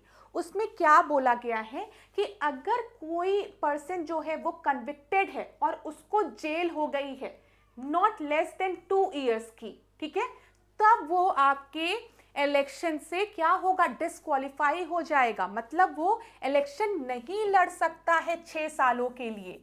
यहां पर ध्यान दीजिए, जब तक किसी पर कोई चार्ज लगा है और वो प्रूव ना हो जाए और उस जो भी उसके ऊपर चार्ज लगा है उसके तहत उससे कितने, देखिए, a person is convicted and sentence to the jail term of not less than 2 years. क्या, नॉट लेस देन 2 इयर्स, मतलब 2 साल का उसे जेल भी हो गया है, ठीक है, जो भी उसने क्राइम किया है उसके लिए, तो वो आपका इलेक्शन नहीं लड़ सकता है, क्योंकि जो भी उस पे आरोप लगे हैं वो प्रूफ हो गया है और उसे 2 साल से ज्यादा की जेल भी मिल गई है। अब वो इलेक्शन नहीं लड़ सकता है 6 सालों के लिए, ठीक है, from the date of the release from the prison. अब कोई आदमी था, ठीक है, अब सोचिए 2024 में उसे अरेस्ट किया गया, अभी अरेस्ट किया गया है। अगर खाली वो अरेस्ट है, जेल में बंद है, तो वो इलेक्शन लड़ सकता है। अगर वो क्या है, जेल में बस बंद है, तो इलेक्शन लड़ सकता है। लेकिन अब इसके ऊपर जो चार्ज लगाए गए थे वो प्रूफ हो गए और उसे 2 साल से ज्यादा की सजा दे दी गई, ठीक है, तो अब वो इलेक्शन नहीं लड़ सकता है। साथ ही साथ जब भी वो रिलीज होगा, हम मान के चले वो 2027 में छूट रहा है, अगर वो 2027 में जेल से बाहर निकल रहा है तो इस दिन से 6 साल तक भी वो इलेक्शन नहीं लड़ सकता है। 6 साल बाद ही वो इलेक्शन लड़ पाएगा। यहां पर सुनिए, थोड़ा सा आप लोगों को हो सकता है कंफ्यूजन हो रही हो, लेकिन जो मैं आपको बताने जा रही हूं उसको ध्यान से सुनिएगा क्लास। एक बार इसको मैं थोड़ा डिलीट करूं ताकि मेरे स्टूडेंट्स को समझ में आए। देखिए यहां पर क्या लिखा गया है कि रिप्रेजेंटेशन ऑफ पीपल एक्ट, अगर हम लोक प्रतिनिधित्व अधिनियम के तहत चलेंगे तो कोई भी पर्सन जो कन्विक्टेड है, ठीक है, उसके ऊपर जो आरोप लगाए गए हैं वो अब हो गया कि सही आरोप लगे हैं, साथ ही साथ उसको जेल दे दी गई है, ठीक है, उसको जेल में बंद कर दिया गया है for not less than 2 years, ठीक है, तो वो ऑटोमेटिकली आपका डिस्क्वालीफाई हो जाएगा। मतलब अब वो इलेक्शन नहीं लड़ पाएगा, ठीक है, किसी भी तरीके का। कब तक? फॉर 6 ईयर, ये इंपॉर्टेंट है, 6 year from the date of release from the prison, from the, जब वो जेल से छूटेगा, ठीक है, 6 साल के लिए। कब से? जब से वो जेल से छूटेगा उस दिन से। ये नहीं कि अगर 2024 में वो अरेस्ट हुआ है तो इसके 6 साल की हम बात करें, नहीं, अगर वो 2027 में छूट रहा है तो इससे 6 साल तक, मतलब आगे के 6 साल वो इलेक्शन नहीं लड़ पाएगा, उसके बाद ही वो इलेक्शन लड़ेगा। ये चीज क्लियर हुई? क्लियर हुई ना क्लास? तो ये याद रखिएगा, ठीक है, ये याद रखिएगा। और वोट की अगर हम बात करें तो no person vote at any election if he is confined in a prison whether under a sentence of imprisonment or transportation or otherwise। अगर कोई भी आदमी कस्टडी में है, जेल में है, तो वो उसको वोट करने का अधिकार ही नहीं है, ठीक है। और अगर हम कहें किसी एमपी को अभी बंद कर दिया गया है जेल में और इलेक्शन वो लड़ सकता है जब तक कि उसके ऊपर जो चार्ज लगे हैं वो प्रूफ ना हो जाए और जो उसको पनिशमेंट दी गई है वो 2 साल से अधिक की ना हो। ये चीज याद रखिएगा, एक बार और कभी आपको समझा दूंगी मैं। चलो अब अगला प्रश्न हम देखें। अगला प्रश्न क्या है? भारतीय राज व्यवस्था के संदर्भ में निम्नलिखित परिदृश्यों पर विचार करें। ठीक है, यहां पर हम बात कर रहे हैं इंडियन पॉलिटी के कंटेक्स्ट में। निर्वाचन नहीं, निवर्तमान राष्ट्रपति का कार्यकाल समाप्त होना, निवर्तमान राष्ट्रपति का त्यागपत्र, महाभियोग द्वारा निवर्तमान राष्ट्रपति को हटाना या पद पर रहते हुए निवर्तमान राष्ट्रपति की मृत्यु। ठीक है, उपयुक्त में से कितने परिदृश्यों में उपराष्ट्रपति नए राष्ट्रपति के निर्वाचित होने तक राष्ट्रपति के रूप में कार्य करेगा? आपको पता है ना, जब राष्ट्रपति की जो पोजीशन है वो खाली होती है तो चार्ज किसको दिया जाता है? वाइस प्रेसिडेंट को। लेकिन यहाँ पे कुछ कंडीशंस होती कि किन कंडीशन में जो वाइस प्रेसिडेंट है वो एज अ प्रेसिडेंट की तरह एक्ट करेगा, यही पूछा गया है। देखिए, अगर जो राष्ट्रपति ऑफिस को होल्ड किया हुआ है, जो इस समय राष्ट्रपति है, उसकी अचानक से मृत्यु हो जाए तो वाइस प्रेसिडेंट को राष्ट्रपति बना दिया जाता है, ये बिल्कुल सही है। अगर रिमूवल हो जाए, ठीक है, इम्पीचमेंट हो जाए, किन्हीं कारणों से महाभियोग के चलते राष्ट्रपति को अपना पद त्यागना पड़े, तो उस कंडीशन में भी क्या होगा? जो उपराष्ट्रपति है वो राष्ट्रपति के पद पर बैठेगा, बिल्कुल सही है। रेजिग्नेशन ऑफ आउटगोइंग प्रेसिडेंट, अगर जो राष्ट्रपति है वो खुद ही अपने पद से रिजाइन कर दे, इस्तीफा दे दे कि मैं अब राष्ट्रपति नहीं बनना चाहता हूं, तो उस कंडीशन में भी क्या होगा? जो उपराष्ट्रपति है वो राष्ट्रपति की कुर्सी पर बैठेगा, ये भी सही है। अब end of the term of the outgoing president, अब कोई राष्ट्रपति है, उसका जो टेन्योर है वो खत्म हो गया है, तो अब क्या उपराष्ट्रपति उसकी जगह पर बैठेगा? नहीं। जब तक कि इलेक्शन नहीं हो जाता है तब तक वही राष्ट्रपति अपनी सीट पर बैठा रहेगा। ठीक है, ये कंडीशन नहीं होती है। अगर ऐसा कोई कारण हुआ, देखिए राष्ट्रपति का इलेक्शन पहले ही हो जाता है, टर्म खत्म होने के पहले ही, लेकिन अगर किसी भी कंडीशन में कुछ ऐसे कारणों से राष्ट्रपति का जो इलेक्शन है, जो निर्वाचन है, उसमें डिले हो गया, ठीक है, अब जो राष्ट्रपति उस सीट पर बैठा है वो तब तक उस सीट पर बैठा रहेगा जब तक कि निर्वाचन के तहत दूसरा राष्ट्रपति नहीं आएगा। इस कंडीशन में उसको अपनी सीट नहीं छोड़नी पड़ेगी उपराष्ट्रपति के लिए। उपराष्ट्रपति को सीट कब कब मिलेगी? खाली इन कंडीशन में, अगर जो आपका अभी जो राष्ट्रपति है वो रेजिग्नेशन दे दे, या फिर उनकी मृत्यु हो जाए, या फिर किसी कारणों से उन पर महाभियोग लगा दिया जाए, उसके चलते उनको हटा दिया जाए। ठीक है, तो याद रखिएगा। तो यहां पर अगर हम देखेंगे ओनली 3 आपका सही उत्तर हो जाएगा। ठीक है क्लास, चलो ये मैंने आपको बता दिया। अगला प्रश्न देखते हैं। निम्नलिखित उद्देश्यों पर विचार कीजिए। शराब पर प्रतिबंध, पशुपालन का आधुनिकीकरण, भुगतान में लैंगिक समानताएं सुनिश्चित करना, जैव विविधता का संरक्षण। भारत के संविधान के अंतर्गत राज्य के नीति निर्देशक सिद्धांतों के सफल कार्यान्वयन के माध्यम से उपयुक्त में कितने लक्ष्य प्राप्त किए जा सकते हैं? ठीक है, चलिए आपसे बोला गया है यहाँ पर डीपीएसपी के तहत, मैं थोड़ा हट जाऊं, इंग्लिश में भी आप लोग पढ़ लीजिए। पहले बोला गया है कि अल्कोहल के कंजप्शन में प्रोहिबिशन की बात की गई है, मॉडर्नाइजेशन ऑफ एनिमल हस्बेंड्री की बात की गई है, इंश्योरिंग जेंडर पे parity and conservation of biodiversity. तो क्या क्या ऑब्जेक्टिव हम अचीव कर सकते हैं बाय इंप्लीमेंटिंग डीपीएसपी? तो बताइए, ओनली 1, ओनली 2, ओनली 3 या फिर ऑल 4? बताइए, प्रश्न समझ में आया ना? राज्य के नीति निर्देशक तत्वों के माध्यम से ऊपर जो आपको उद्देश्य दिए गए हैं, इन सब में से कितने उद्देश्यों को हम हासिल कर सकते हैं, ये बोला गया है। तो यहां पर ध्यान दीजिएगा, हम चारों लक्ष्यों को प्राप्त कर सकते हैं अगर हम डीपीएसपी की बात करें, राज्य के नीति निर्देशक तत्वों की। डी आपका सही उत्तर है।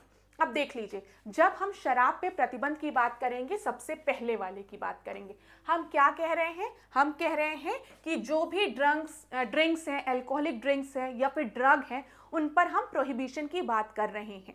इसके बारे में किस अनुच्छेद में दिया गया है? आर्टिकल 47 में, याद रखिएगा। ठीक है, एनिमल हस्बेंड्री के आधुनिकीकरण की हम बात कर रहे हैं, पशुपालन के आधुनिकीकरण की, तो इसकी बात कहां पर दी गई है? आर्टिकल 48 में, जो कि आपके राज्य के नीति निर्देशक तत्वों का हिस्सा है, अनुच्छेद 48 में। फिर जेंडर पे पैरिटी की बात की गई है, तो इसकी बात हम करेंगे, तो यहां पर हम आर्टिकल 39D की बात करेंगे, जिसमें कि बोला गया है जो भी विमेन है, मेन है, उनको इक्वल पे मिलना चाहिए फॉर इक्वल वर्क। ठीक है, अगर दोनों एक समान कार्य कर रहे हैं तो दोनों को सेम सैलरी मिलनी चाहिए, ये बोला गया है। फिर जैव विविधता के संरक्षण की बात करें तो ये आर्टिकल 48A में दिया गया है। तो यहाँ पर अगर आप देखेंगे तो ये सारे आपके राज्य के नीति निर्देशक तत्वों में आते हैं। तो इन सारे उद्देश्यों को हम राज्य के नीति निर्देशक तत्वों को इंप्लीमेंट करके हासिल कर सकते हैं, यही प्रश्न में पूछा गया था। ये आर्टिकल्स याद रखिएगा आप लोग। चलो अगला प्रश्न देखें, 8वां प्रश्न। बताओ, भारत में निवारक निरोध के संदर्भ में निम्नलिखित कथनों पर विचार कीजिए। प्रिवेंटिव डिटेंशन की बात यहां पर की गई है, तो बताइए क्या होगा यहां पर आपका सही उत्तर? समय ले लीजिए, मैं थोड़ा हट जाती हूं सामने से ताकि आपको चीजें अच्छे से समझ में आए। समय लीजिए क्लास।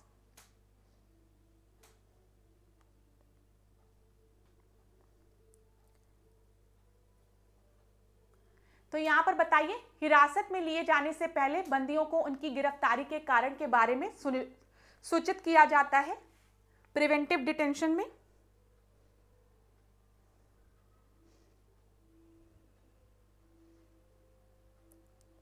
बताइए किया जाता है कि नहीं?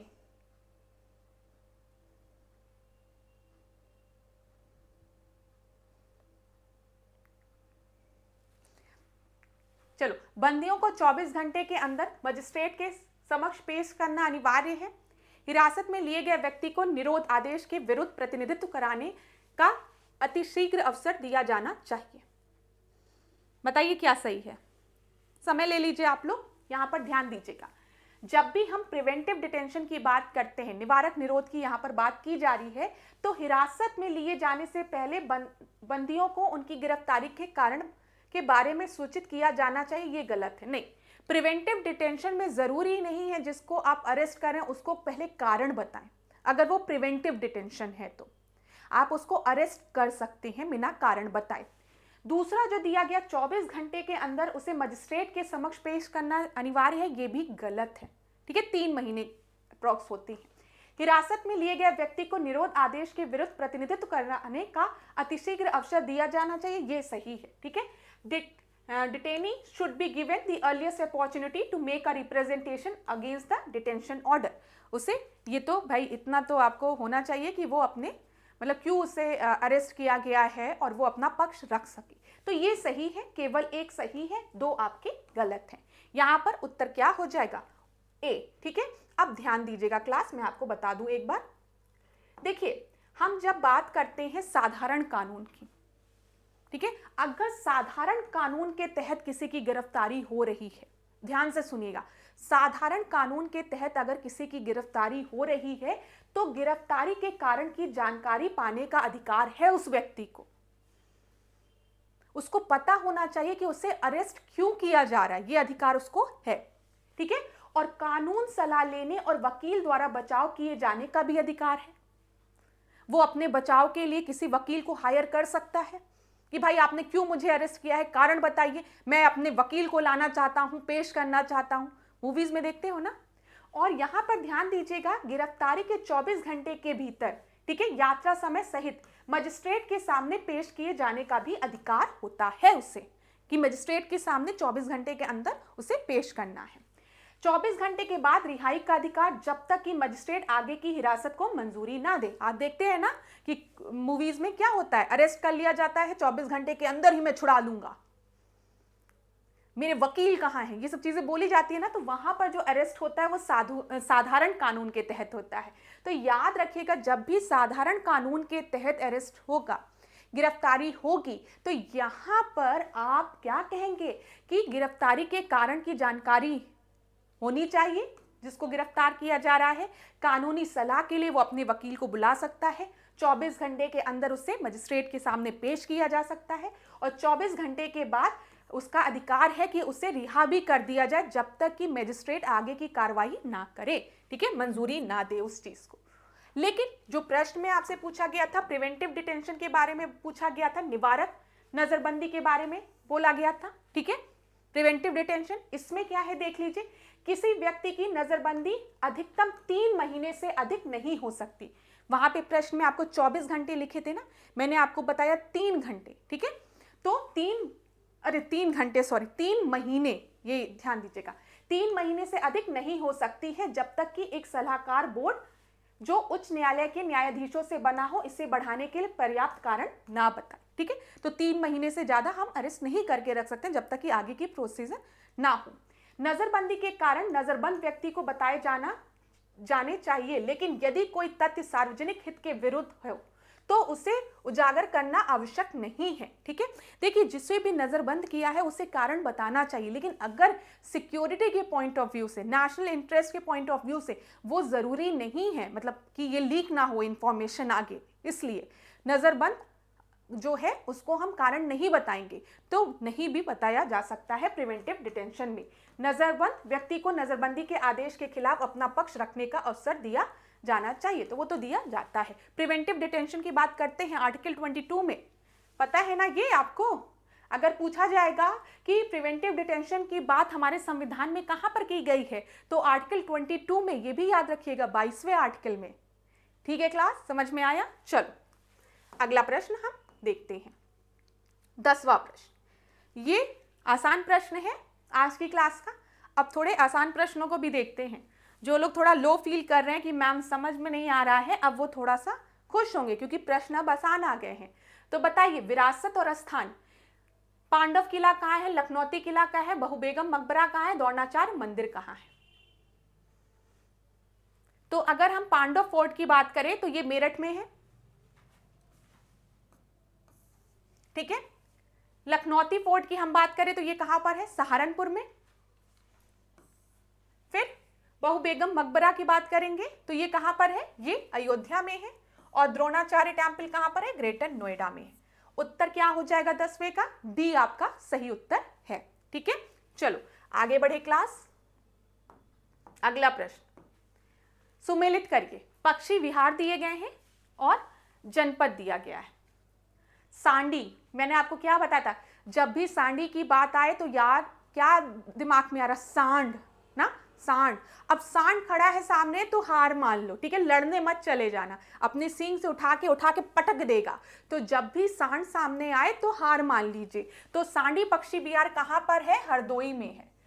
तो ए का सेकंड हो जाएगा, ए का सेकंड एक ही जगह दिया गया है, तो यही आपका सही उत्तर होगा। लेकिन और देखते हैं, ओखला पक्षी विहार की जब हम बात करेंगे तो ये गौतम बुद्ध नगर में है। ठीक है, सुर सरोवर की अगर हम बात करेंगे, सुर कहां पर लगता है, ताजमहल, वह ताज ना, आप मैं और ताज, तो ये तीसरा हो गया। ठीक है, विजय सागर पक्षी विहार की बात करेंगे तो ये महोबा हो गया।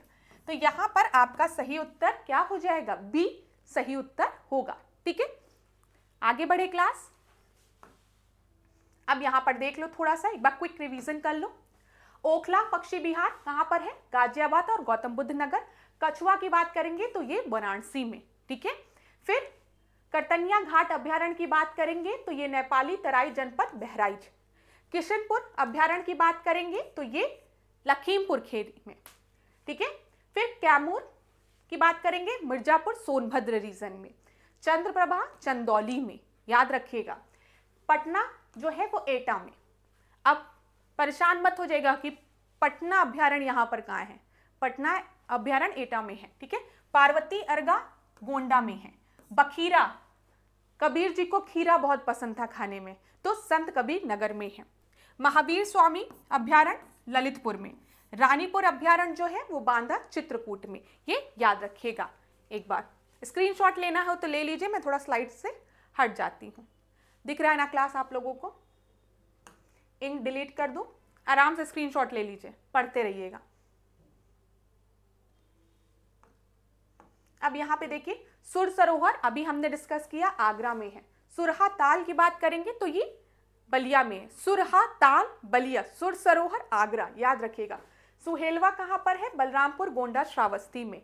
ठीक है, सुहेलवा वन्यजीव अभ्यारण्य ये आपका बलरामपुर में है। सोहागी बरवा महाराजगंज। हस्तिनापुर तो आपको पता है ये मुजफ्फरनगर गाजियाबाद इधर की तरफ हो जाएगा। फिर राष्ट्रीय चंबल आगरा इटावा में। लाग बहोसी कन्नौज में। ठीक है, विजय सागर अभ्यारण्य महोबा में। संडी अभ्यारण्य हरदोई में। समसपुर रायबरेली में। और सामन अभ्यारण्य कहां पर है, ये मैनपुरी में है। इसका भी स्क्रीनशॉट एक बार ले लीजिए, क्लास आराम से, फिर आराम से इसको आप लोग पढ़ लीजिएगा एक बार। चलो, तो बी आपका सही उत्तर था जो हमने डिस्कस किया। 13 प्रश्न को हम देखते हैं। उत्तर प्रदेश के निम्नलिखित में से किस स्थान पर केंद्रीय कारागार स्थित नहीं है। तो सेंट्रल जेल कहां पर लोकेटेड नहीं है ये आपको बताना है। आगरा, बरेली, गोरखपुर, फतेहगढ़।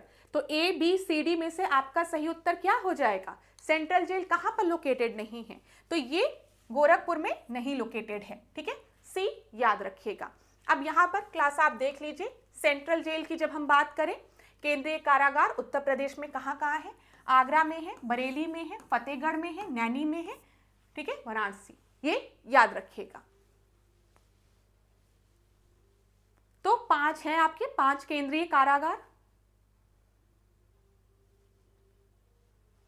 यहां पर दिया गया है। अगर हम वर्तमान में देखेंगे तो 5 कारागार हैं, इससे पहले इनकी संख्या 6 थी। लखनऊ केंद्रीय कारागार को आदर्श कारागार में बदल दिया गया है, जिससे अब प्रदेश में 5 केंद्रीय कारागार हैं। प्रदेश के जो 5 केंद्रीय कारागार हैं, आगरा में है, बरेली में, फतेहगढ़, नैनी और बनारस में है। ठीक है, चलो अगला प्रश्न देखते हैं।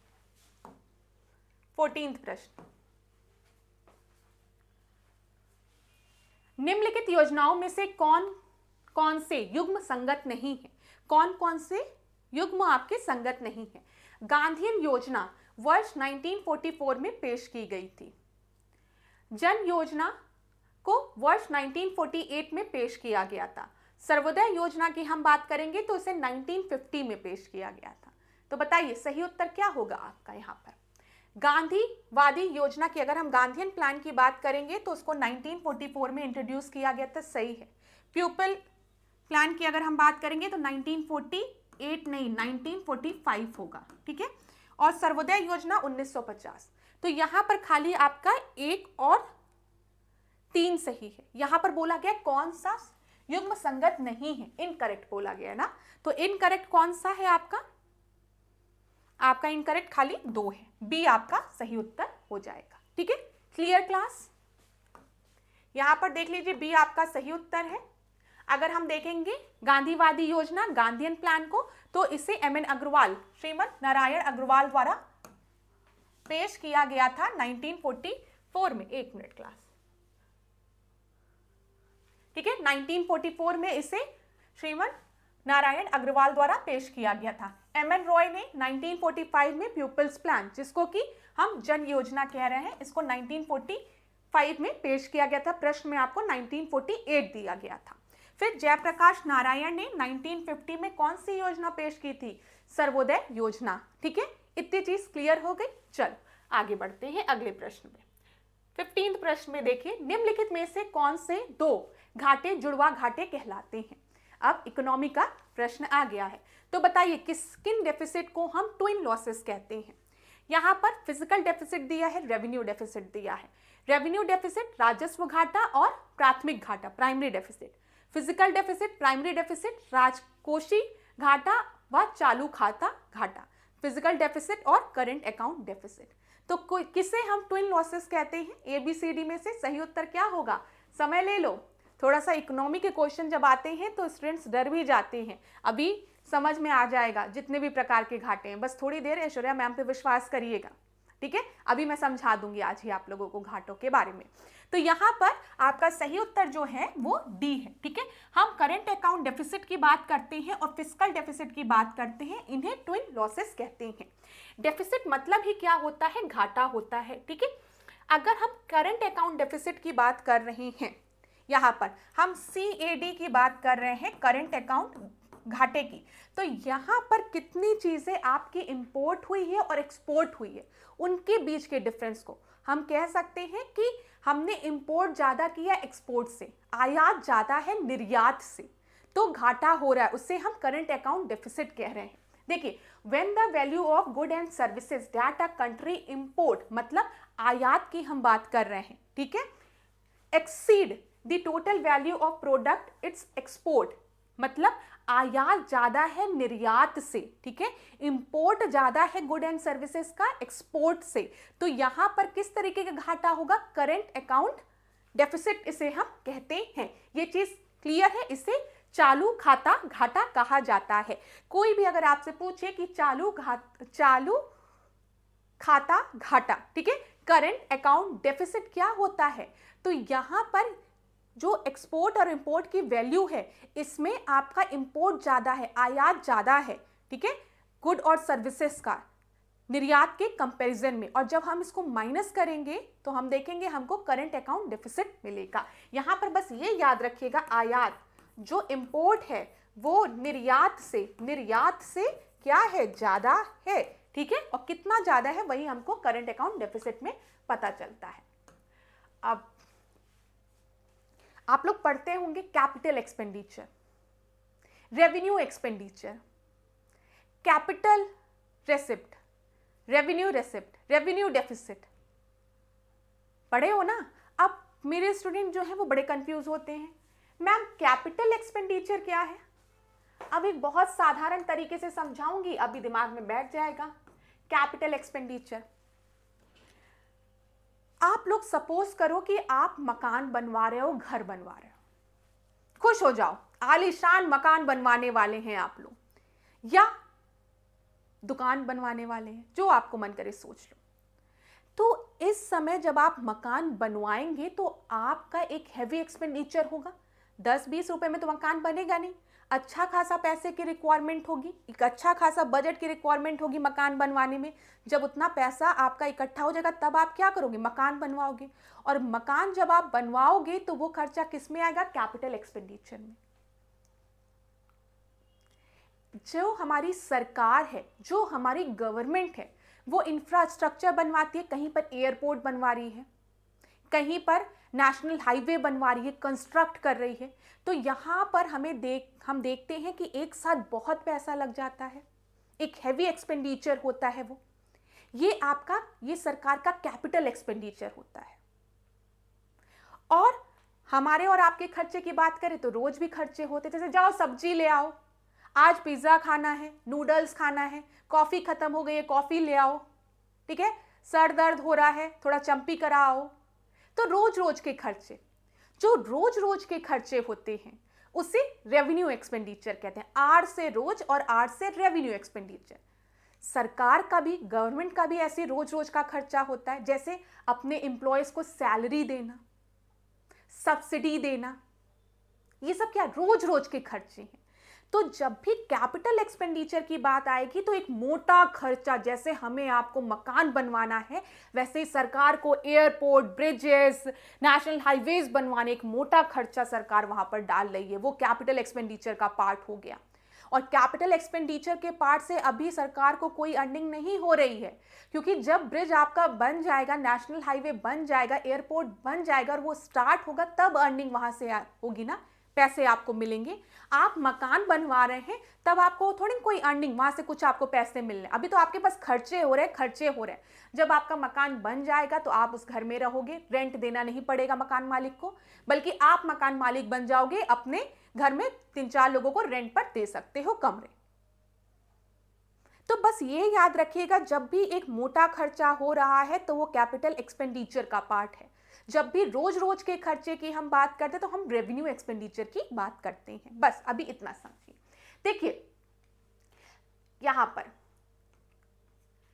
ऐसे खर्च जो एक बार किया जाता है और जिसका फायदा लंबे समय तक मिलता है उसे कैपिटल एक्सपेंडिचर कहते हैं। एक बार मकान बनवाने का एक बार का खर्चा है, बड़ा खर्चा है, लेकिन एक बार मकान बन जाएगा तो किराए पर उसको उठा देंगे और पैसे आते रहेंगे। ऐसे सरकार एक बार इंफ्रास्ट्रक्चर बनाना है, ठीक है, नेशनल हाईवे बनाओ, फिर टोल टैक्स मिलता रहेगा, लेकिन एक बार पैसे लगाने हैं, बड़ा खर्चा करना है, कुछ समय बाद वहां से पैसे मिलने शुरू हो जाएंगे। ये कैपिटल एक्सपेंडिचर हो गया, ठीक है, ये क्लियर हो गया। अब रेवेन्यू एक्सपेंडिचर क्या होता है समझो। एक्सपेंडिचर मतलब खर्चे की ही बात कर रहे हैं। मैंने आपको बताया आर से रेवेन्यू, आर से रोज रोज, तो जो रोज रोज के खर्चे हैं हमारे आपके सरकार के, वो रेवेन्यू एक्सपेंडिचर में आ गए। जैसे लोगों को सैलरी देना, पेंशन देना, सब्सिडी देना, रोज रोज का खर्चा है। अब आपके दिमाग में आ रहा होगा मैम सैलरी रोज रोज थोड़ी मिलती है, महीने के एंड में मिलती है। अरे तो महीने के एंड में किस बेसिस पे मिलती है कि उस महीने आपने कितने दिन काम किया है, उसको मल्टीप्लाई करके महीने के एंड में आपको पैसे दिए जाते हैं ना। अगर बीच में 2-3 दिन की छुट्टी ले लेते हो तो पैसे कट भी तो जाते हैं उस दिन के। तो ये रोज रोज का खर्चा मतलब सरकार का हुआ। आमतौर पर घर में खर्चे का एक हिस्सा रोजाना के खर्चे होते हैं, जैसे खाना, इलाज, कपड़े, ये सब रोजाना का खर्चा होता है। सरकार के रोजाना खर्च जैसे सैलरी, पेंशन, सब्सिडी आदि को ही सरकार का रेवेन्यू एक्सपेंडिचर कहा जाता है। समझ में आ गया। अब कोई पूछेगा कैपिटल एक्सपेंडिचर क्या है, रेवेन्यू एक्सपेंडिचर क्या है, समझ में आ गया ना। कैपिटल एक्सपेंडिचर मतलब एक बड़ा खर्चा, अब याद रखना घर बनवाना है। रेवेन्यू एक्सपेंडिचर रोज रोज का खर्चा, ठीक है, ये चीज आपको समझ में आ गई होगी। मैंने कहा थोड़ा सा आपको ये बता दूं मैं। अब इतना मैं इसको नहीं डिस्कस करती हूं, आगे बढ़ते हैं हम लोग। ये मैंने आपको बता दिया है। अब देखो फिजिकल डेफिसिट क्या होता है, ये देख लो। फिजिकल डेफिसिट की अगर हम बात करेंगे तो डेफिसिट हम क्या बात करें, हम बजट की जब बात करते हैं क्लास, तो यहां पर हम देखते हैं कि हमारी इनकम क्या। हम अपने बजट की अगर बात करें तो हम देखते हैं ना, सैलरी इतनी आई है, खर्चा इतना है, तो सरकार भी तो देखेगी कि कितनी आमदनी आ रही है, कितनी सैलरी आ रही है, कितना रेसिप्ट मिल रहा है और कितना खर्चा हो रहा है। अब दिमाग में आ रहा होगा सरकार को पैसे कहां से मिलते हैं मैम, अरे टोल टैक्स कलेक्ट किया जाता है, फीस ली जाती है, समझ में आ रहा है, टैक्स देते हो, डायरेक्ट इनडायरेक्ट टैक्स देते हो, जीएसटी देते हो, ये यहाँ इन सब जगह से सरकार को पैसे मिल रहे हैं और फिर इसी पैसे को सरकार आगे चल के इंफ्रास्ट्रक्चर में या फिर लोगों को सैलरी देने में, पेंशन देने में, सब्सिडी में लगाती है। तो इन्हीं इस चीज को हम देखते हैं। तो देखिए, अगर हम आपसे कहें सरकार टैक्स आदि से उसको सरकार को कितना पैसा मिल रहा है, टैक्स के थ्रू सरकार को 70 रुपए मिल रहे हैं, तो सरकार की कितनी इनकम जनरेट हो रही है? 70 रुपए। लेकिन सरकार का एक्सपेंडिचर कितना है, खर्चा कितना है? 100 रुपए का। तो फिजिकल डेफिसिट क्या होगा, घाटा क्या होगा यहाँ पर? 100 माइनस 70 इक्वल्स टू 30, मतलब 30 रुपए का अभी घाटा है, क्योंकि जो खर्चा है, जो एक्सपेंडिचर है वो 100 है और इनकम जो इनकमिंग है, जो रेसिप्ट है वो 70 है। तो फिजिकल डेफिसिट कितना हो गया? 30 का हो गया। तो खर्चे की भरपाई के लिए कितना कर्ज लेना पड़ेगा सरकार को? 30 रुपए का कर्ज लेना पड़ेगा। ये फिजिकल डेफिसिट हो गया। ठीक है, समझ में आया ना? चलो अगला प्रश्न देखो यहां पर, प्रधानमंत्री जीवन ज्योति बीमा योजना के संदर्भ में निम्नलिखित कथनों में से सत्य कथन आपको चुनने हैं। मैं थोड़ा साइड हो जाती हूं, आप लोग पढ़िए। प्रधानमंत्री जीवन ज्योति बीमा योजना 2015 में स्टार्ट हुई थी। ये स्कीम इंडिविजुअल्स के लिए है जो कि 18 से 70 वर्ष की आयु के हैं और प्रीमियम अमाउंट जो है वो 330 है एनुअली। यहां पर कौन कौन से स्टेटमेंट आपके क्या बोला गया है देख लें। ट्रू है, सही है बोला गया ना, ट्रू स्टेटमेंट बोला गया, ध्यान दीजिएगा।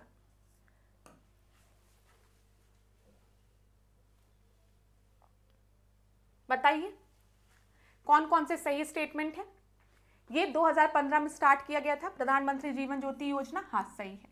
यहां पर अगर हम इंडिविजुअल की एज देखें तो 18 से 70 नहीं है, 18 से 50 है और 330 प्रीमियम मिलता है, ये सही है। तो खाली आपका 1 और 3 सही है, दूसरा गलत है।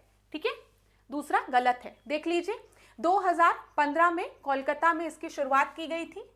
यहां पर अगर आयु को देखेंगे तो हम 18 से 50 वर्ष की आयु के सभी बचत बैंक खाते धारक इस योजना में शामिल हो सकते हैं, 18 से 17 नहीं, ये याद रखिएगा।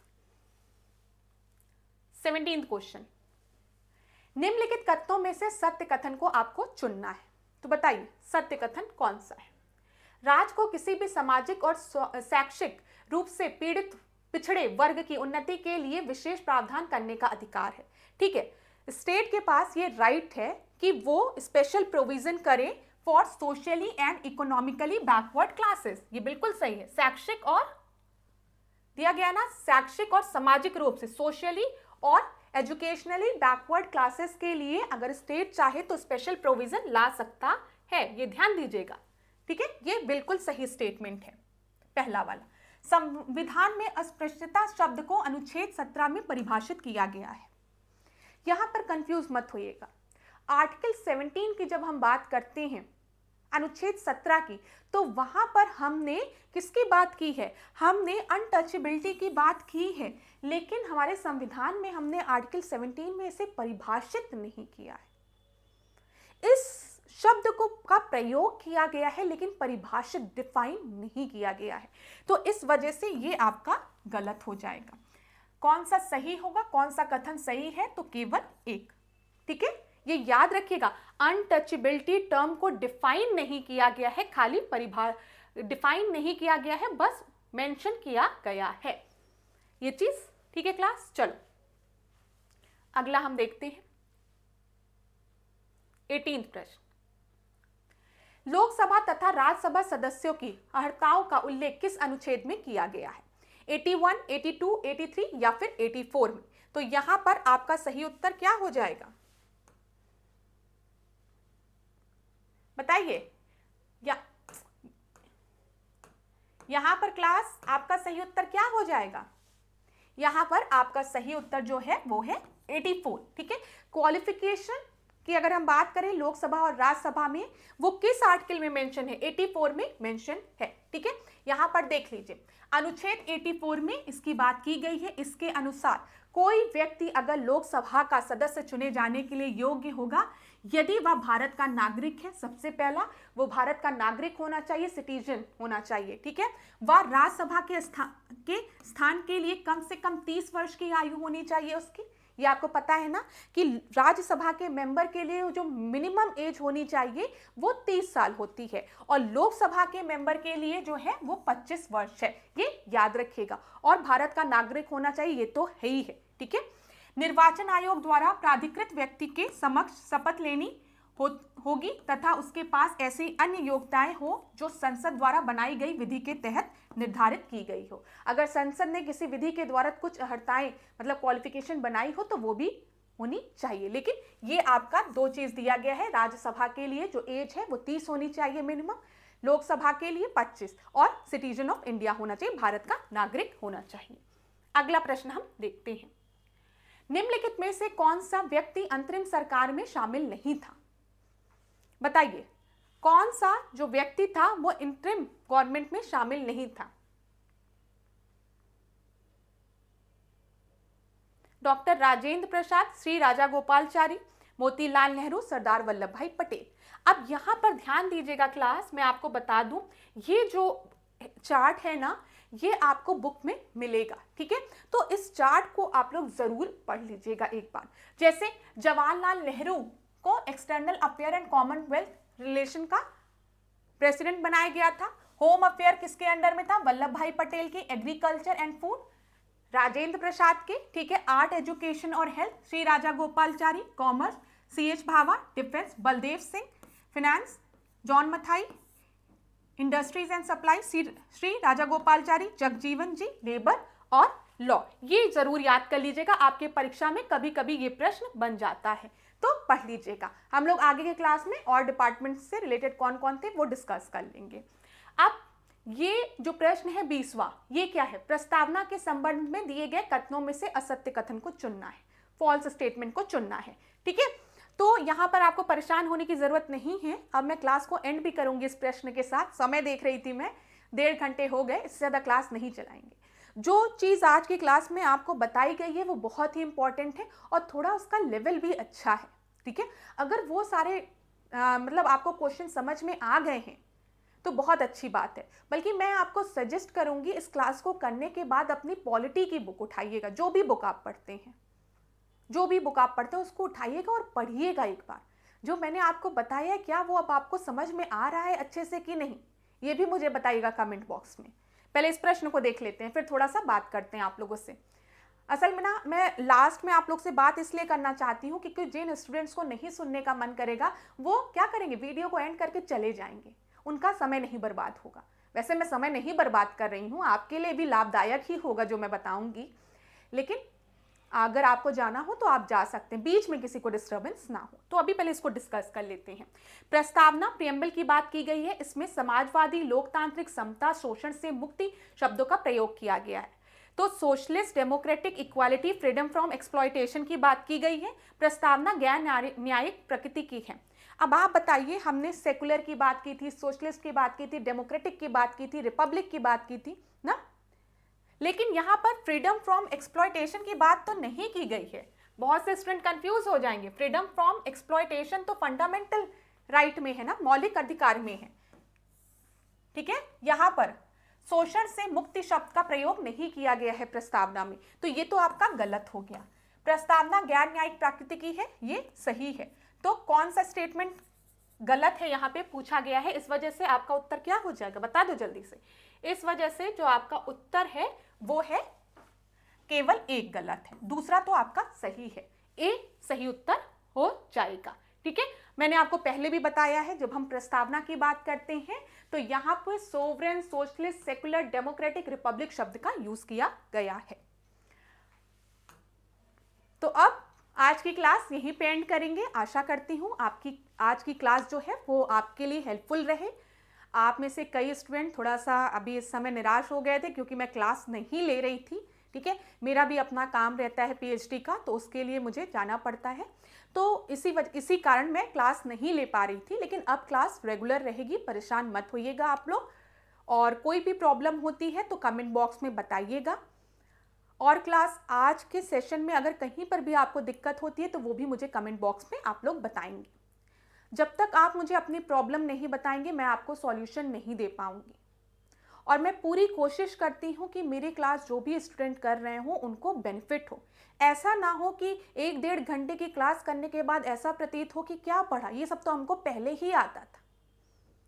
आपका प्रॉपर रिवीजन हो, बल्कि जो आपका नॉलेज है वो ब्रशअप भी हो, प्लस नॉलेज को मैं ऐड भी कर सकूं। तैयारी आपकी एक मजबूत तैयारी कराई जाए, क्योंकि प्रश्नों का जो लेवल है अब वो बढ़ रहा है। अब डायरेक्ट प्रश्न ना पूछ के प्रश्न लेंदी आ रहे हैं, तो उसी तरीके से हम अपनी तैयारी को भी कंटिन्यू रखें तो हमारे लिए ज़्यादा अच्छा होगा। आज मैंने जो इकोनॉमी वाला प्रश्न आपसे डिस्कस किया उसमें मैंने आपको घाटे के बारे में बता दिया, डेफिसिट के बारे में, तो थोड़ा सा आपको जानकारी हो गई होगी। इसके पहले वाले टेस्ट में भी मैंने आपको इकोनॉमी से रिलेटेड कई टॉपिक्स को पढ़ाया है प्रश्नों के माध्यम से, और यही क्रिया जो है, यही जो प्रोसेस है, ये हम आगे कंटिन्यू भी रखेंगे। पॉलिटी में भी मैंने आपको आज कुछ कॉन्सेप्ट क्लियर किए जो कि अच्छे थे, ठीक है, अच्छे प्रश्न थे वो, मैं कहूँगी थोड़ा सा आपको सोचने की आवश्यकता थी। अब जब आप इतने डिफिकल्ट प्रश्नों को लगाए रहेंगे ना, और आप देखेंगे कि अब आपसे सॉल्व हो रहा, तो आपके अंदर खुद ही कॉन्फिडेंस आएगा। एग्जामिनेशन हॉल में बैठ के आप पैनिक नहीं करेंगे ना। तो इसीलिए ऐसे प्रश्न भी लाए जा रहे हैं, कुछ आसान प्रश्न भी रखे जाएंगे, बिल्कुल भी आप लोग चिंता मत करिएगा। बस मैं ये चाहती हूँ, तहे दिल से चाहती हूँ कि मेरे जो स्टूडेंट हैं, जो मेरी क्लास देखते हैं, उनको सफलता मिले, ठीक है। और मैं ईश्वर से भी प्रार्थना करती हूँ कि आप लोग अपना अच्छे से कर्म करिए और भगवान आप पे कृपा करे और आप लोग खूब आगे जाएं। और सफल होने के बाद जब इंटरव्यू दे के लिस्ट में नाम आ जाए